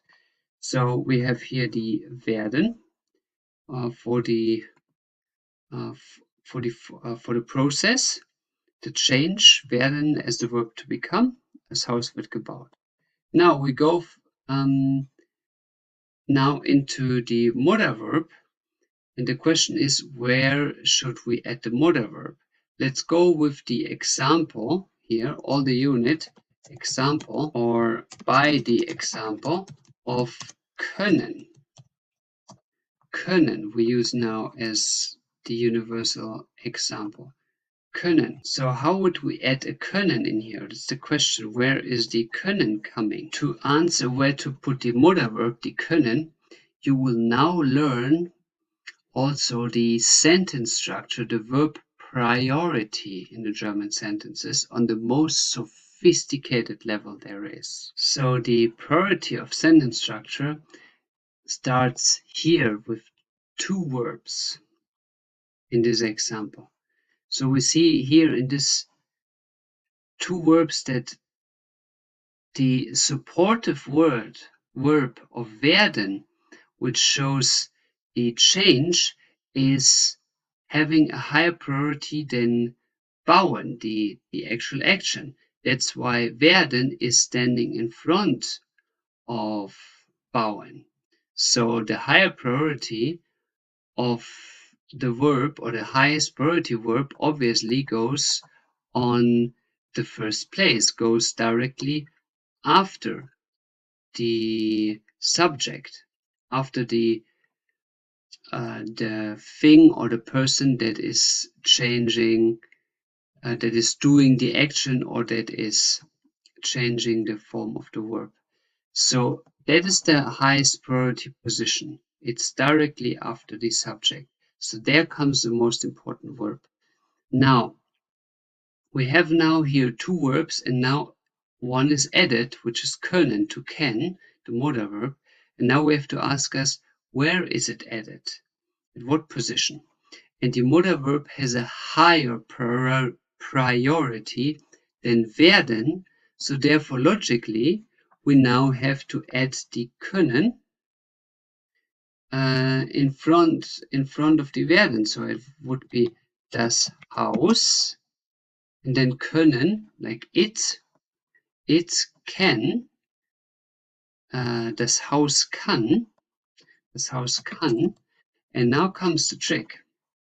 Now logically what you would probably guess at the first place is that das Haus kann, and then logically continues like you saw it, kann, wird, oder werden, because it's first of all, it must be werden, a word must be werden because it is infinitive. That's the simple logic of only one verb in the sentence can change by the person or by the subject. So das Haus kann, so it can be only one verb. All the other verbs are not changing by the person or the subject or whatever defines the action. It's only one verb is always changing. Only one verb changes by the subject, by the person or by the thing that does the action. So it is das Haus kann. So wird turns into its infinitive werden, like in the basic form, because it is not changed. Werden. Now, what might be the first logic is that the sentence structure is like this. Das Haus kann werden gebaut, but that is wrong. That is completely wrong. Look at the following logic. The German system of sentences work like a revolver. So we have, that's the first place. We have the highest priority, like that's the revolver, that's the bullet that is to be shot. And the rest that is saved for the next shot, if you would, the next shot, yeah, goes to the very back of the sentence, and then that would be the second most important would be here. The third most important would be here. The fourth most important would be here. So it goes like a revolver. So therefore, the second most important must be at the complete end, which is that second most important, which was the first most important in the first sentence, is now the second most important in that sentence. So the werden in its infinitive form comes at the very end. At the very, very end. Not in between. So it comes at the very end. And therefore, the third most important position is here, gebaut is here in the middle. So again, this one is the most important position, this one is the second, and this is the third, which brings us to the logic of the revolver, going this direction. And now I marked it here for you with the priorities again, 1, 2, 3. And now let's go to the right side, to the Zustandspassiv. So how do you say that in the result-focused form, which is das Haus, and now please stop the video here, check if you were correct. Das Haus ist gebaut. Das Haus ist gebaut. Good. Das Haus ist gebaut. Then now we add again the modal verb können here. You can also add sollen oder wollen. That depends what you want to say, but it doesn't change anything in the structure. It's just a different meaning. So here modal verb we add again, and it would be, please stop the video here and check, write down and check if you were correct. Das Haus, and then it is again kann gebaut sein. Das Haus kann gebaut sein. Das Haus kann gebaut sein. So das Haus kann gebaut sein. The difference between das Haus kann gebaut werden und das Haus kann gebaut sein Tell me, what is the difference? So in the werden version, we are saying, hey, it could be built, it could be in the process of being built. And in the sein version, the right one, the blue one, this one, we say the house can be already finished being built. It can be already finished. Das Haus kann gebaut sein. Now, let's come to the next level. We are switching to the future forms. So, Futur 1, future 1, Futur 1. And we stay with the same lines, same logic. So first of all, ich baue ein Haus. How would I say this in the future? Please stop the video here and check if you were correct. Ich baue ein Haus in the future is ich werde ein Haus bauen. Ich werde ein Haus bauen. Ich werde ein Haus bauen. Okay, good. So, ich werde ein Haus bauen. Now we go to the process-orientated werden passiv, which is ein Haus wird gebaut werden. Ein Haus wird gebaut werden. And here again, there are two werden here. This one is the future and this one is the to become, the change. Ein Haus wird gebaut werden. Good. Now the question is, where do we put the modal verb in that form? Ein Haus wird gebaut werden. Now we need to add a modal verb. And now the priority says that the modal verb has not the highest priority, but the time word has the highest priority. So the time, in this case werden, has higher priority than the modal verb because it shows what time we're talking about. So we have to add the modal verb on the second priority position. This is always the first priority position. Directly after the subject comes the highest priority of verbs. The second priority comes then at the very end of the sentence. So the priority list is moving like a revolver. You know, like a gun that is having this revolver, these old guns like in the Wild Wild West movies, they have a revolver, so they roll around, and this is the highest priority. So the sentence of ein Haus wird gebaut werden, now the word stays here, wird gebaut werden, and we have to add at the end the modal verb of to can in the infinitive. Why in the infinitive? Why not in a different form? In the infinitive, simply because only one verb in the sentence is changed according to the subject. So the subject here is das Haus. The subject is always the thing that changes the verb, the thing that does the action. And the word is changed.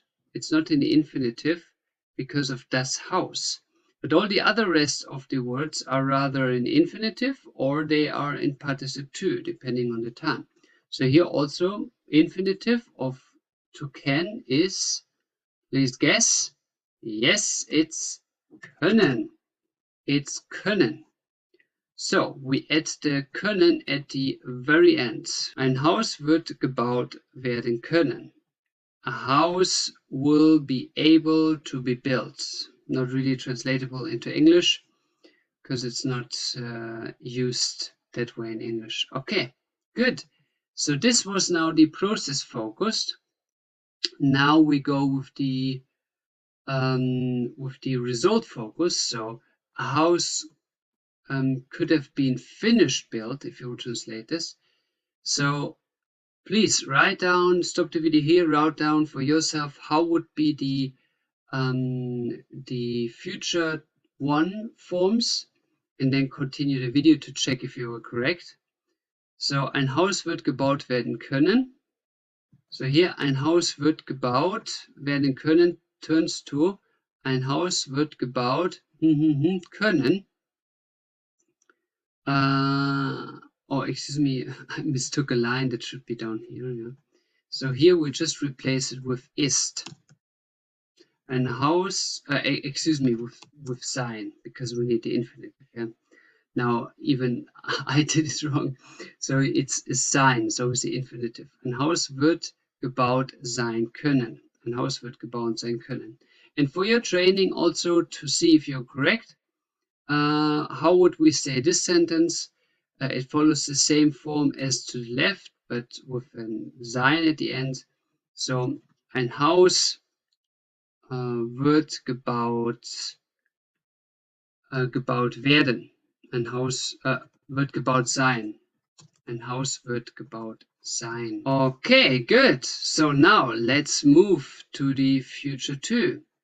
And we will need more space on our paper. So there we go.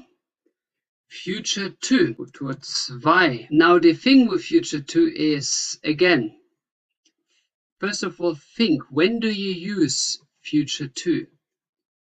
Future 2 is the future, but it gives you a time limit. It says you can do something or something has to be done until this time limit. So you need to add a time limit. I mean, you don't need to add it. It's not a grammar rule, but it's the rule of the logic, of the content.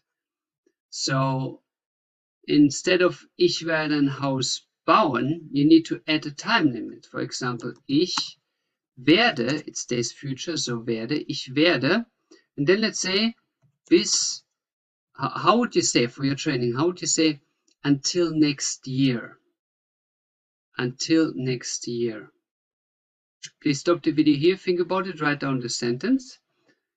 So the sentence that you have to translate will be, I will have built a house until next year. I will have built a house until next year.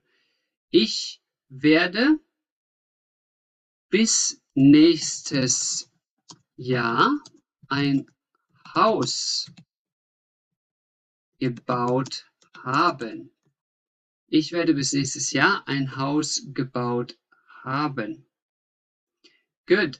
So here is the will future and here is the past, the participle to, and we need the past in the future too because it is something that is finished until then, until this future point, and when you are at this future point, then this thing will be the past because you are already planning ahead. You're planning in this amount of time, this thing will be finished. So you're practically living in the future. It's a typical German way of thinking, because we Germans, we are extremely living in the shadow, I would say. We live in the calendar. We Germans are planning extremely detailed. For us Germans, planning gives a kind of feeling of security. We love to plan, even though the most plans are not going to be realized in the most cases, because there is always something coming in between. But for us Germans, it gives a feeling of security.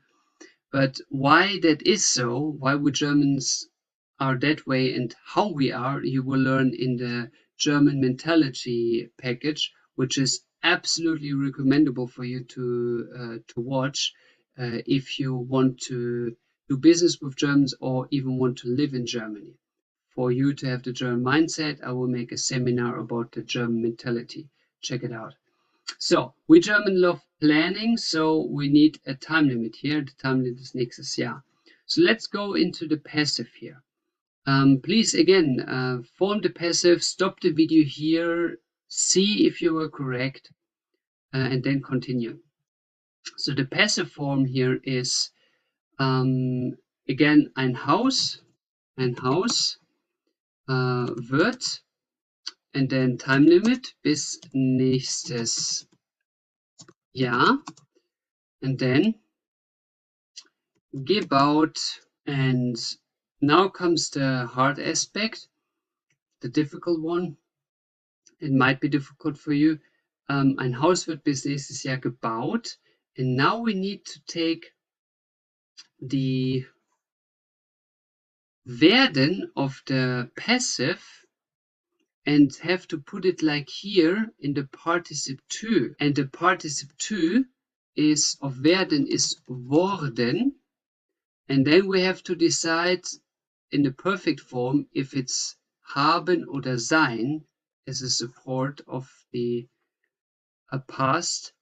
So here the question haben oder sein is about the situation change, because the situation is changing, so it's automatically sein. Ein Haus wird bis nächstes Jahr gebaut worden sein. That's the sentence. And now we take that sentence and we are adding a modal verb. And now think and tell yourself, where should the modal verb be? And yes, you can practically copy paste the whole sentence. And then you just have to add the modal verb on the second priority as before, which is like here at the very end. Ein Haus wird bis nächstes Jahr gebaut worden sein können. And yes, that is a total correct, extremely complicated, and very rarely used German sentence. No German is speaking that way, but this is the crème de la crème. This is the highest of all. This is the most complicated German sentence concerning verbs that exists. We have here several priorities. Let's go with the priority list again. So it is here that we have the priority number one is always the time. That's the priority number one verb that gets the first place. Then second place goes for the modal verb, the second priority place. Then the third place goes to the to the verbs that are forming the perfect time, which are worden sein. These together are the past. So here marked for you. And the fourth priority goes to the actual action, bauen. So the actual action has the lowest priority of all. And this is now a sentence with 5 verbs in one. 5. Can you imagine? It's incredible. So this is the most sophisticated German grammar sentence concerning verbs that I can imagine of existing in the German language. There are sentences with more verbs, sure, because you can put several verbs behind each other and say and, like I swim and go and drink. But concerning having a clear sentence with just the logic bringing such an amount of verbs, like 5, this one is the most sophisticated. Good.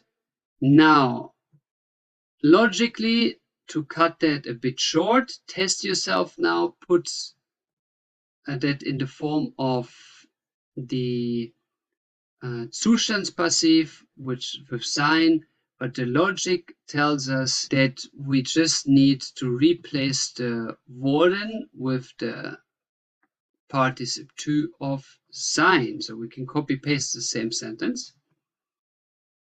And the passive to of the participle to of sein, Now you notice from the last chapter, if you don't remember, then stop here please and check the last chapter, is gewesen. Gewesen, gewesen, gewesen. So, ein Haus wird bis nächstes Jahr gebaut gewesen sein. Even for me as a mother tongue, it sounds very strange. Yeah, it is grammatically correct, but it sounds very strange because it's so sophisticated that we Germans don't use this form mostly. Ein Haus wird bis nächstes Jahr gebaut gewesen sein. So that means house will be finished, constructed until next year.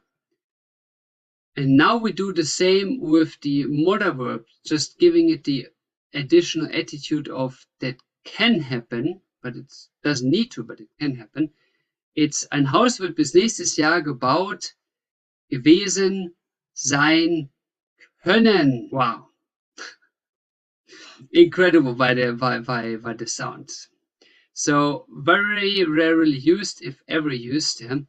I don't know a German who ever spoke that way, but it could be theoretically used in a situation of, for example, if let's say somebody wants to build a house and the architect says, yeah, it's like it can be done until next year, it can be finished done until next year.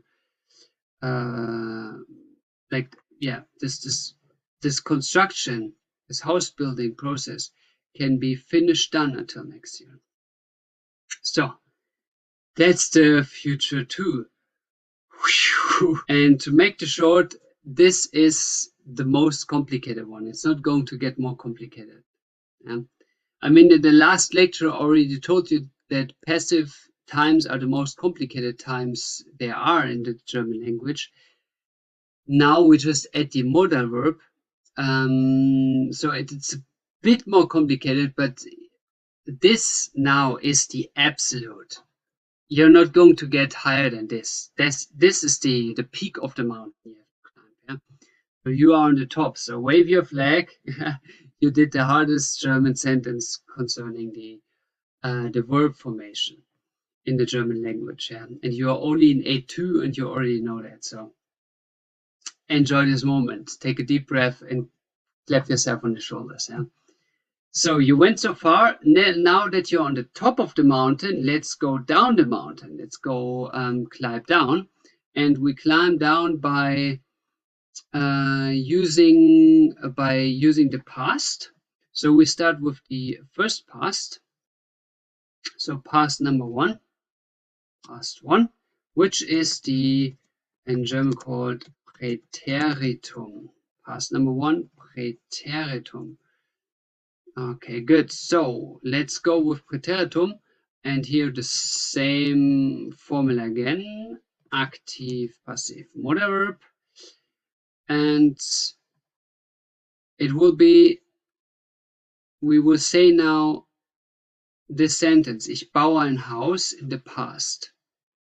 Now, to know the präteritum, you need to know all those forms of all verbs, which I always say, do not learn the präteritum. It's too complicated and it's almost never used, besides for haben, sein, werden, modal verbs.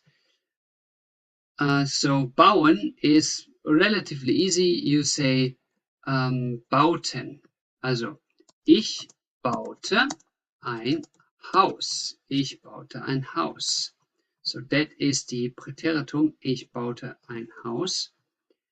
And now let's put that into the passive. Please stop the video here, write down your sentence and check if you're correct. And here we go with the passive. We have to basically just take the werden into its past form, into its präteritum form. So the sentence starts as always, ein Haus.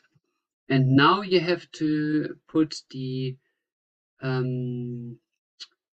werden into its past one form, which you learn in the lecture of the past forming. So ein Haus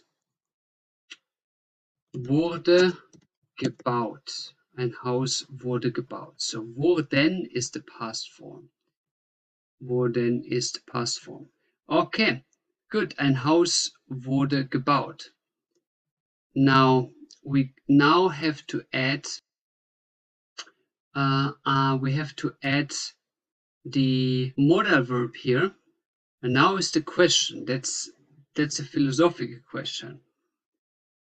You learned that the priority is with the time setting verb the highest, which is werden.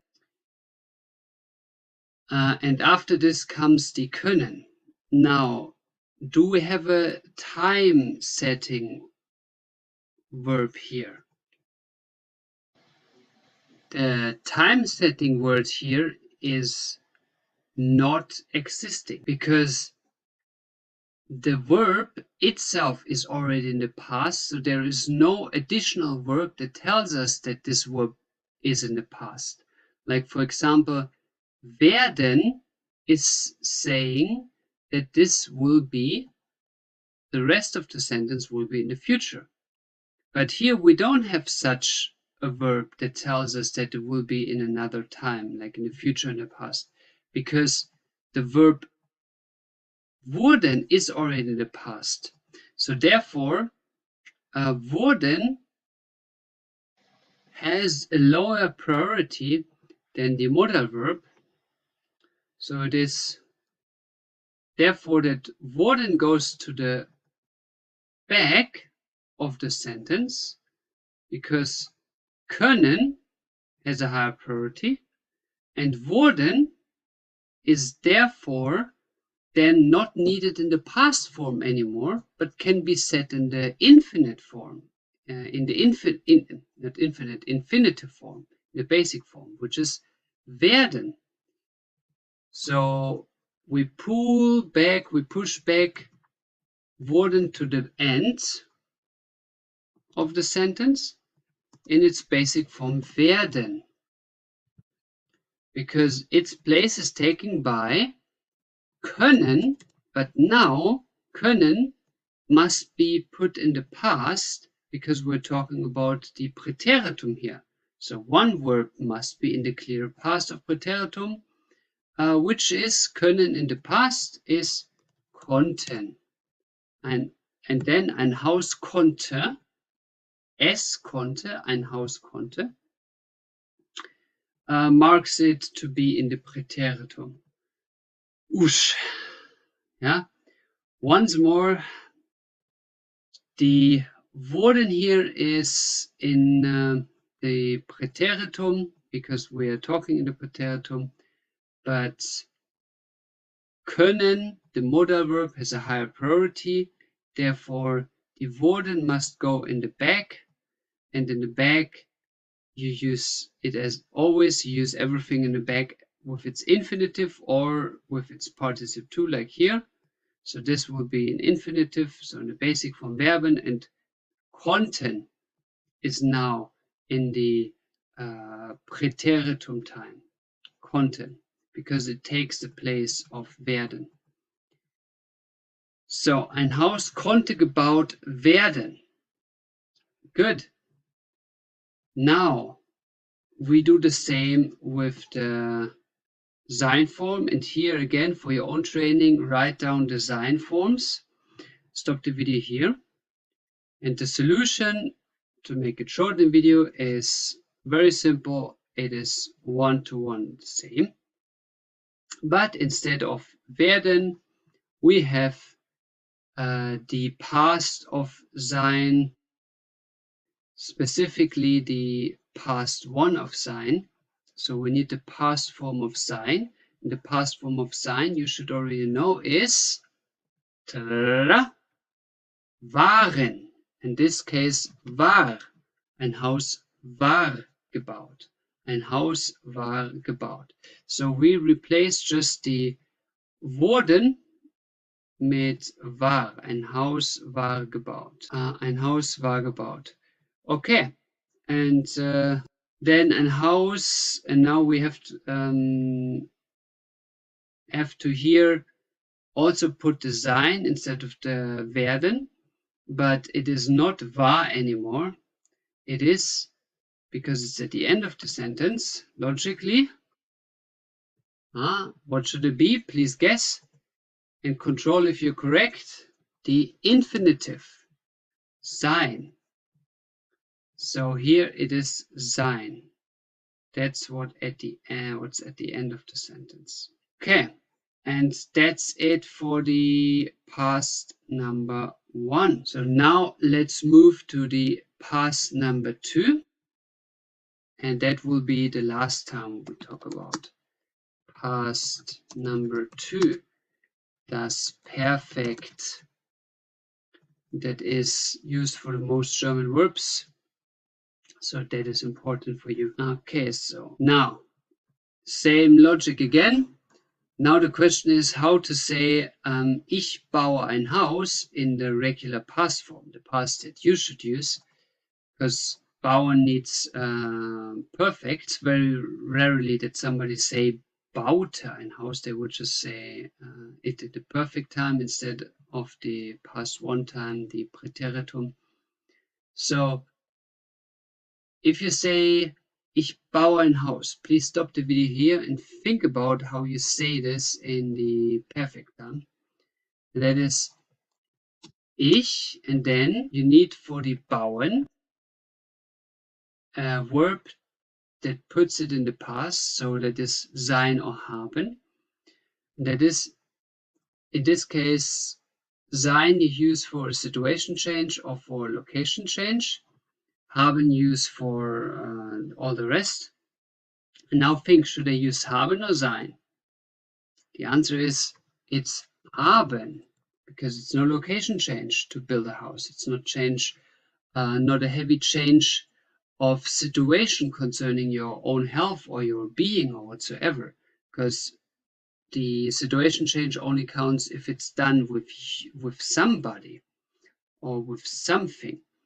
But the bauen doesn't count as a situation change, because it's not really done with a person. Most situation changes are done concerning persons, like if somebody dies, for example, or if he gets really ill.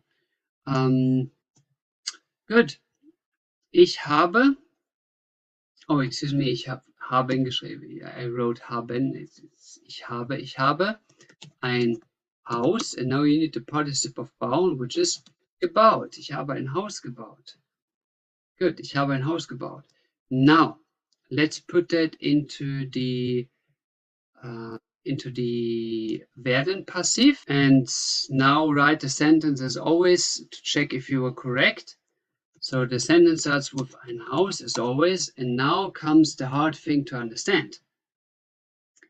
We said in the previous sentence, ich habe ein Haus gebaut, that this is not a situation change, bauen is not a situation change, and therefore we need the haben. Now, in the passive form, that is the opposite, because the passive is only focusing on the result or on the process of something being done, so of a therefore of a change. We need therefore the logic, instead of haben, we need to use sein, because the passive form itself is based on a change, or the passive form describes that something happens with something, and this something is passive. It's just lying there, it's just doing nothing. Something is done with it, or with a person. And therefore, this being done, that's a process and that's a change in the logic of grammar. It may not be logical for you, it is absolutely understandable. For me, it's the same, but the logic in the grammar says this is a change, even though if it's in the active, it's not a change. That's how it is, yeah? But the passive is automatically always a change, and therefore we need automatically the sein, and the sein is here in ist. Ein Haus ist. And now ein Haus ist, and we need now gebaut, we keep this, and now we need the participle of werden, which is what you already learned in the last unit, is worden. The participle 2 of werden is worden. Worden. Okay, good. Now, ein Haus ist gebaut worden. Now comes the modal verb in addition. And here we follow the logic, sure, as always, ein Haus. But now is the question, what has the highest priority here? Ein Haus. And now, is it modal verb or the verb to be? Now, the verb to be here ist basically needed by the worden to say, hey, this is the perfect time, this is the past.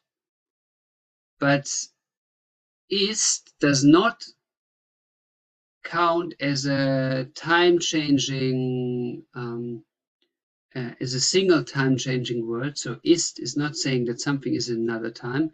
Ist, the verb to be, is just added to put something in another time. And therefore it is not a time-changing verb and has not the priority of a time-changing verb. And therefore the highest priority is on modal verbs, which is können. And können in the past is konnten, and das Haus konnte. Das Haus konnte, and here we go with konnte, gebaut worden.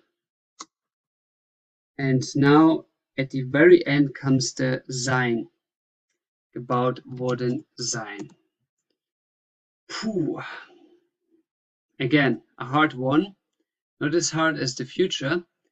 We're going down the mountain, but still, it's a pretty tough one. Good, das Haus konnte gebaut worden sein. Now, we do the same vice versa. Please put the forms here and check if you were correct. So the answer is ein Haus konnte gebaut worden sein. We have to replace this with the verb sein, and sein must be now in the participle 2. So ein Haus konnte gebaut gewesen sein. Ein Haus konnte gebaut gewesen sein, which is super complicated. We Germans always never use that. I think I never heard that in the German language, but grammar-wise, that is how you should write it. And this is a great training for you to see how skilled you are in the languages, in the times of the German language already.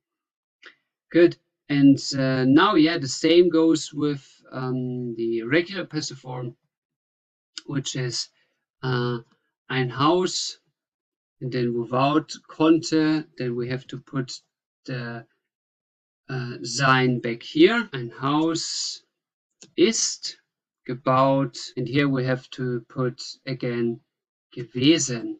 Ein Haus ist gebaut gewesen. Boah. And ladies and gentlemen, that's it.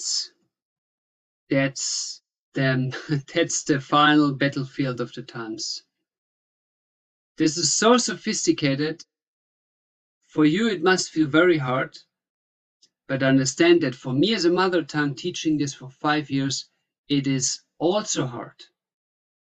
So do not demand from yourself that you use this, because it is almost never used, but it is the absolute assurance for you that you understand the German times, because you got through this chapter now. This is the most complicated, and it cannot get more complicated concerning the times. It cannot. This is the top of the top. And you're now on your way down. It goes easier and easier. So embrace yourself. Give yourself a hug. Congratulations, you made it perfectly.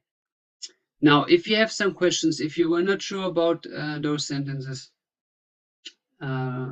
recheck this unit again, write some examples, and you will see that you might feel very, very uncomfortable with this topic because it's so difficult.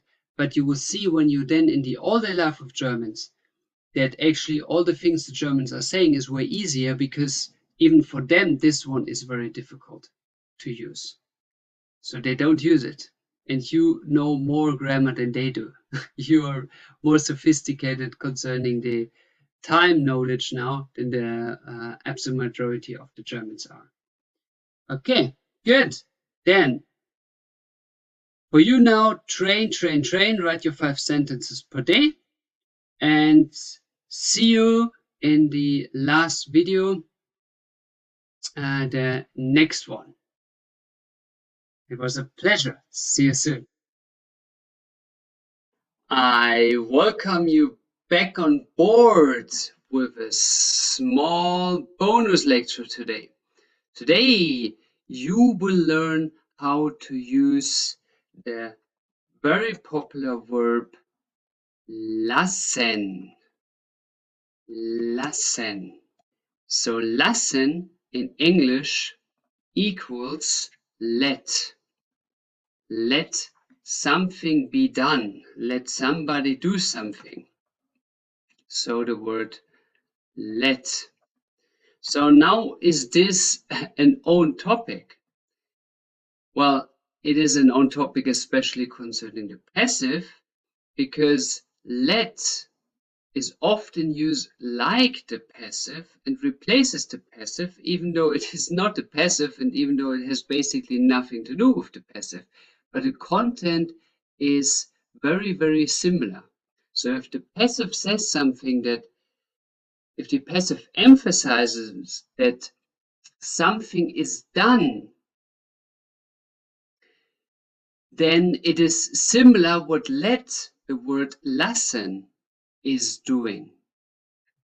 Because let expresses that somebody let something be done. And therefore, this is very similar in the usage, and therefore you should know it. Therefore, we go and learn that. So, first things first, the word let. How do you write it? How do you change it with the personal pronouns? So lassen is the infinitive of let.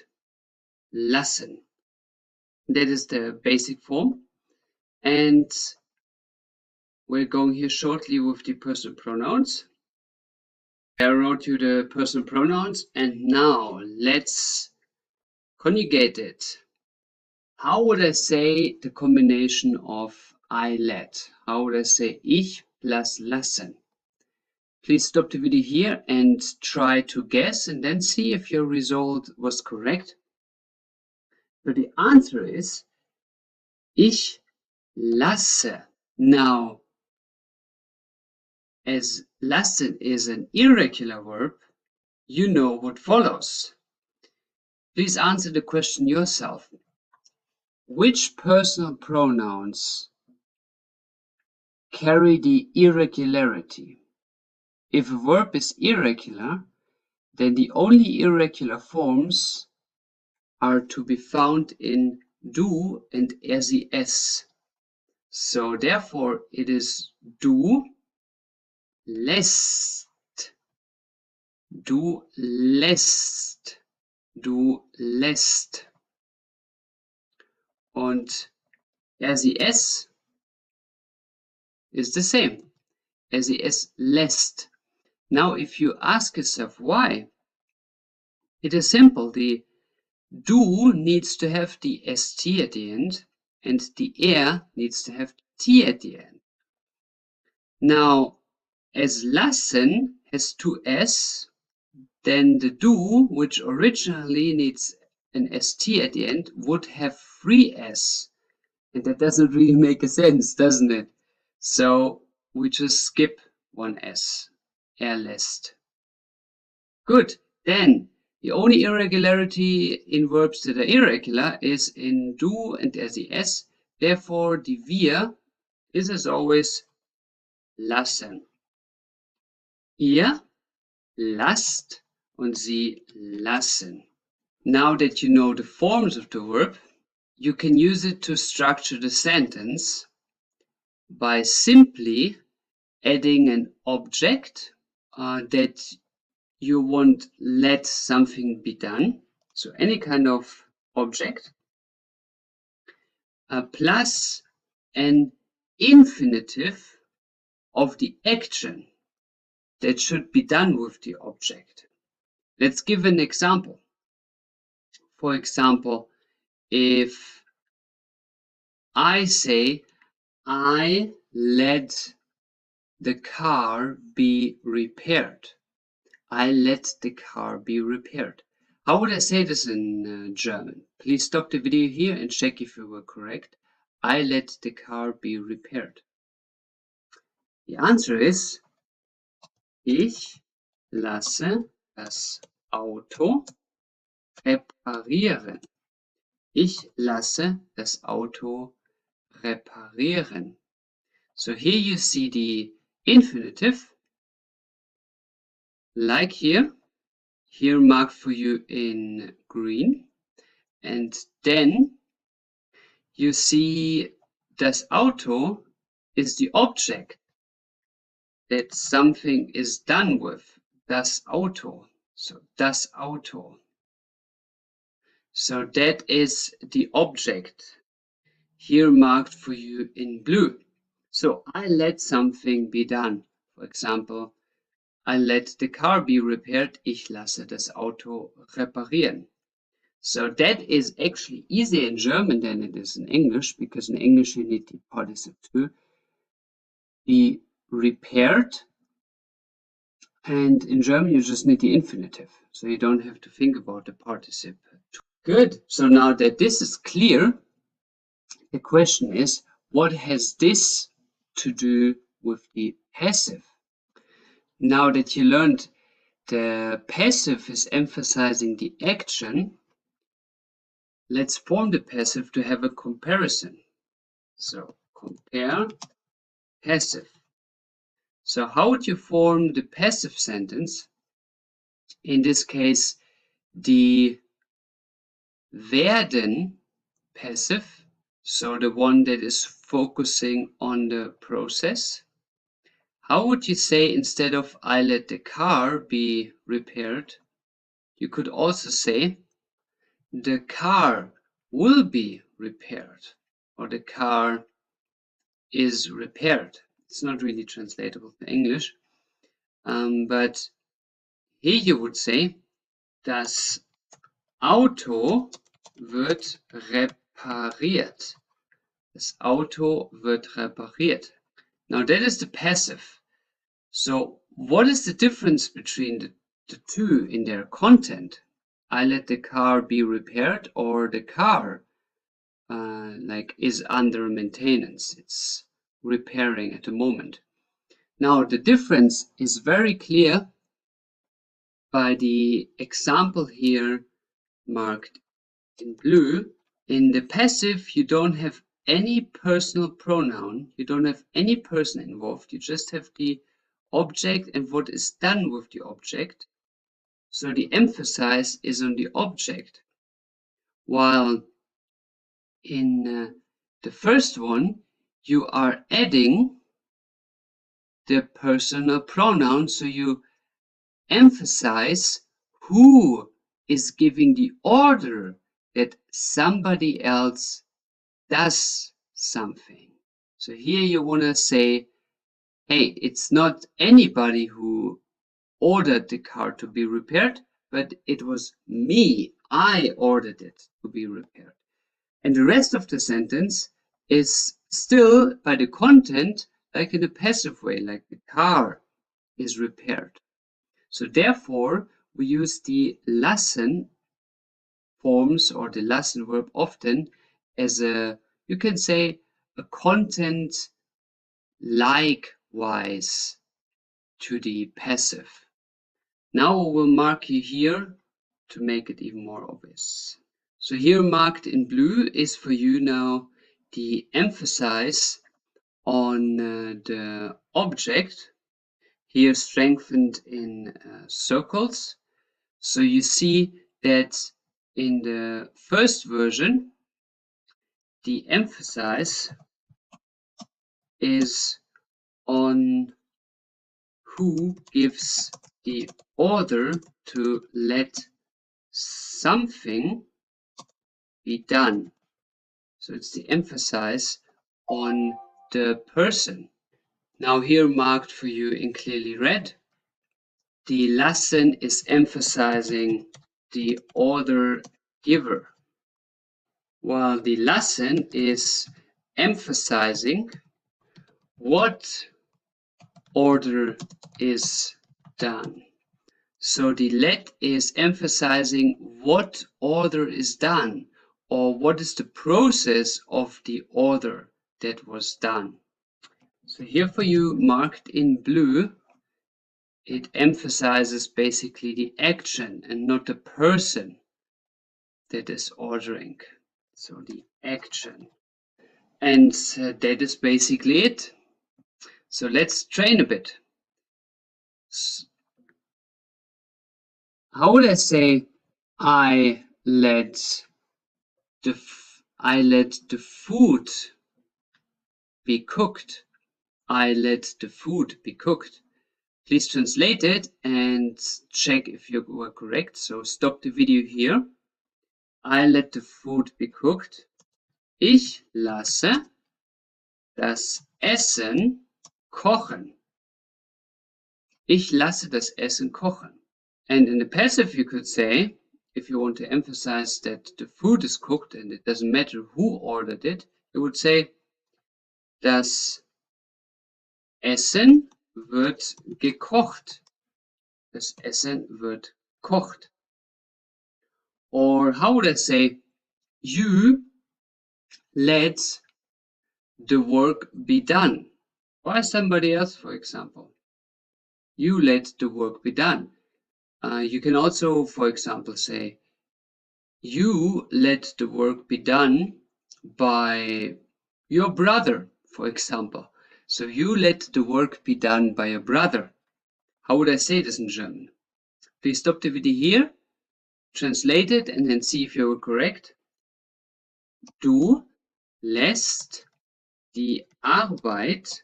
Now, be done is at the very end. It's the second verb in the sentence that comes at the end. So, done, doing, machen, that is at the very end. In between, we need the form of, like, you let it be done by your brother, which is, in German, you would translate it as of your brother. Du lässt die Arbeit von, and now you need your, dein. The question is, what is the end? Here it is the dative. Die dative von deinem Bruder machen. Du lässt die Arbeit von deinem Bruder machen. Now take this sophisticated sentence as an example. Du lässt die Arbeit von deinem Bruder machen.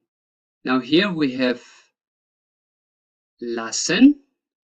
Lassen needs originally the accusative, so it is die Arbeit. You could, for example, also say, du lässt, let's say, the table be done. So somebody is crafting you the table, der Tisch. So it would be, du lässt.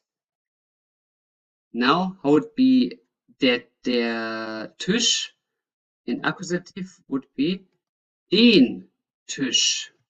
Den Tisch von. And now, why is this dative? Ask yourself why. It is the question from whom. So you need dem, both has M, English and German, for deinem Bruder. But the answer is, it's because of von. Von turns everything here in the back to the dative.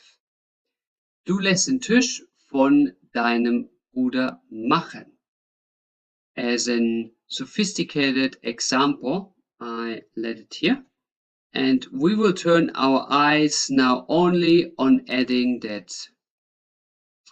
Die lassen form needs plus accusative. And that is all in the small unit. I will change a bit the overview shortly for make it more obvious. And here for you also the passive form of du lässt den Tisch von deinem Bruder machen. Now for you as a training, translate it again. How would I say du lässt den Tisch von deinem Bruder machen? How would I say this in the passive? Basically like the table is done by your brother. In German it would be, but stop the video here and check if you were correct. In German it is der Tisch wird von meinem Bruder gemacht. Der Tisch wird von meinem Bruder gemacht. That sounds a bit more complicated, so maybe you would like to use the lassen instead, passive, if you want to emphasize who actually did the order. Now, as we're here all about the times, we also write down shortly the times of lassen. So here are lassen times. And I will make you a short overview of the times again. So here we are with an overview of the times from past 1 to future 2. And let's transform this sentence. Ich lasse das Auto reparieren in the past. So past 1, the past 1 form of lassen ist leasen. Leasen, like leasing in English pronounced leasen. So as you see again, past 1 is so complicated in its change. So please don't learn it. It's of no sense. Nobody uses it. Leasen would be here the past 1 form of lassen. Leasen. Yeah.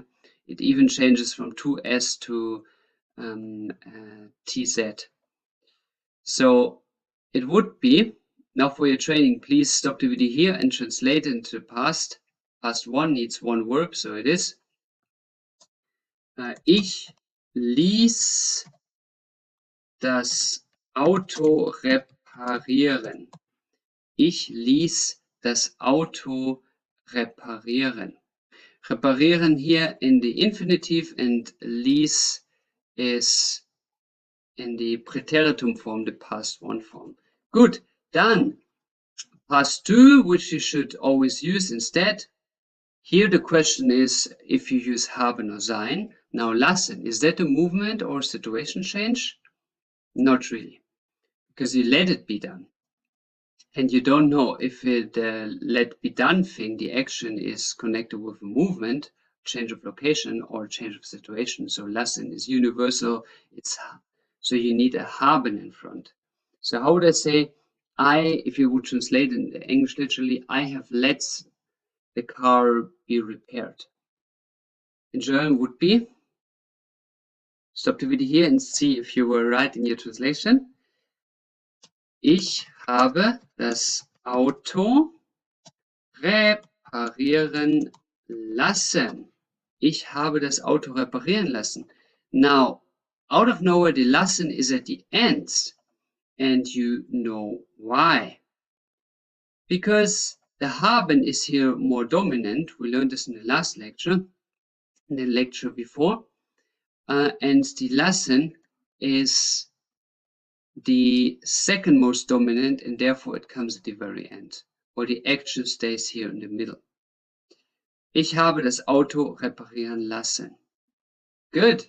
Now let's turn to the future 1.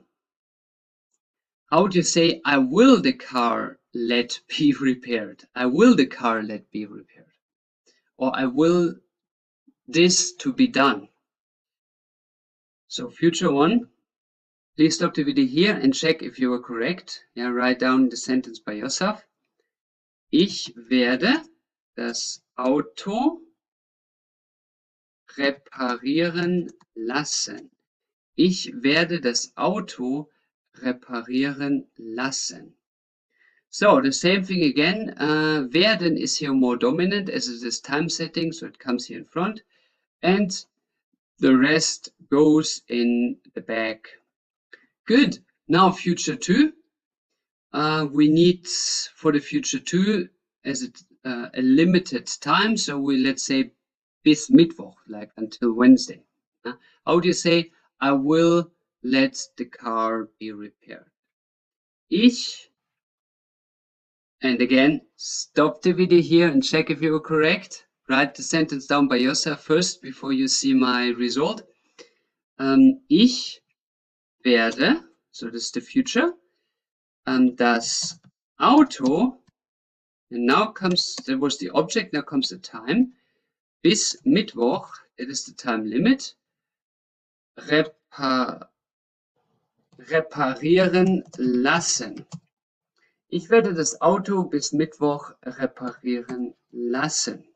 So here comes the infinitive again, and there at the end comes the lassen. Now, you may wonder why there is no participle to form in the past forms. Like here should be a participle to, like reparieren should be in repariert, or here in future too, where you also have a participle to, it should be repariert, because you learned it that way. But that is because of the speciality of this verb lassen, which you see here. It needs an infinitive because it let be done. In English, it is different. And that is it. That's all about the verb lassen and how you use it in an all-day practical way. And now you are ready to go and make the passive maybe even easier by skipping it and using lassen. But still very important, if you think that you can use lassen as a complete replacement of passive, that is not correct. It is unfortunately impossible because there is the small detail that with lassen you really want to emphasize the person that gives the order, and with the passive you want to emphasize the action that is done. So that is a slight difference. But it is all for this lecture, and now your homework will be, as always, write your 5 sentences and use Google for the checking, for the correction. And then I wish you good success with lassen. And ich lasse dieses Video jetzt beenden. Ich lasse dieses Video jetzt beenden. I let the video end here. It was a great pleasure, and I see you in the next one. Today I'm not welcoming you, but I'm saluting to you because you managed the course. Congratulations for that. And first things first, now that you finished that course, what I'm working on at the moment is on the second A2 course, which you will see up here.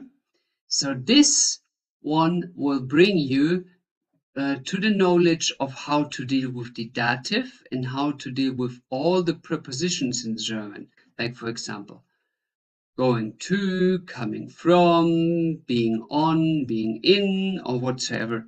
So all these complicated ones we put into very easy to learn overviews for you. And in that one, you will then finish the A2. So check out again this one to finish the A2 to specialize in all the rest. And for you now, the next step will be to go to the next course of the A2, but as always, practice, practice, practice. And the best way of practicing is to fail, because if you fail, it means you are trying it. So failing is a good thing. If you do mistakes, you realize that something went wrong, and that's a learning effect. And if you learn, you're on the right path. So practice, practice, practice. And for you, the best way to practice would be to be with mother tongues, to speak with Germans. Maybe you can contact them via Facebook. Maybe you can, whatever, you have friends around. If you're in Germany, go out and speak with people. But in any case, practice. If you have no way of contacting German in your location, No problem without this internet. You can at least order a book, go in a bookshop and get what you were already recommended, these Lernkrimis that you see in other videos here at the beginning in the guide video in this course. Check out the guide video, the A2 guide, to find the Lernkrimis there, this specialized book on the A2 level. So again, I congratulate you for doing that step. You're now almost halfway through your A2. So now take a break, learn more about the A2 by practicing it, do your mistakes as you need to do mistakes, and you will succeed in German. And then check out the next course. And until then, I salute you. I say Dankeschön, thank you, Dhanyavad, Shukran, Sheshe for your time and for your trust. And I wish you a great journey until we see us for the next course. To welcome you on board again. Good journey until then.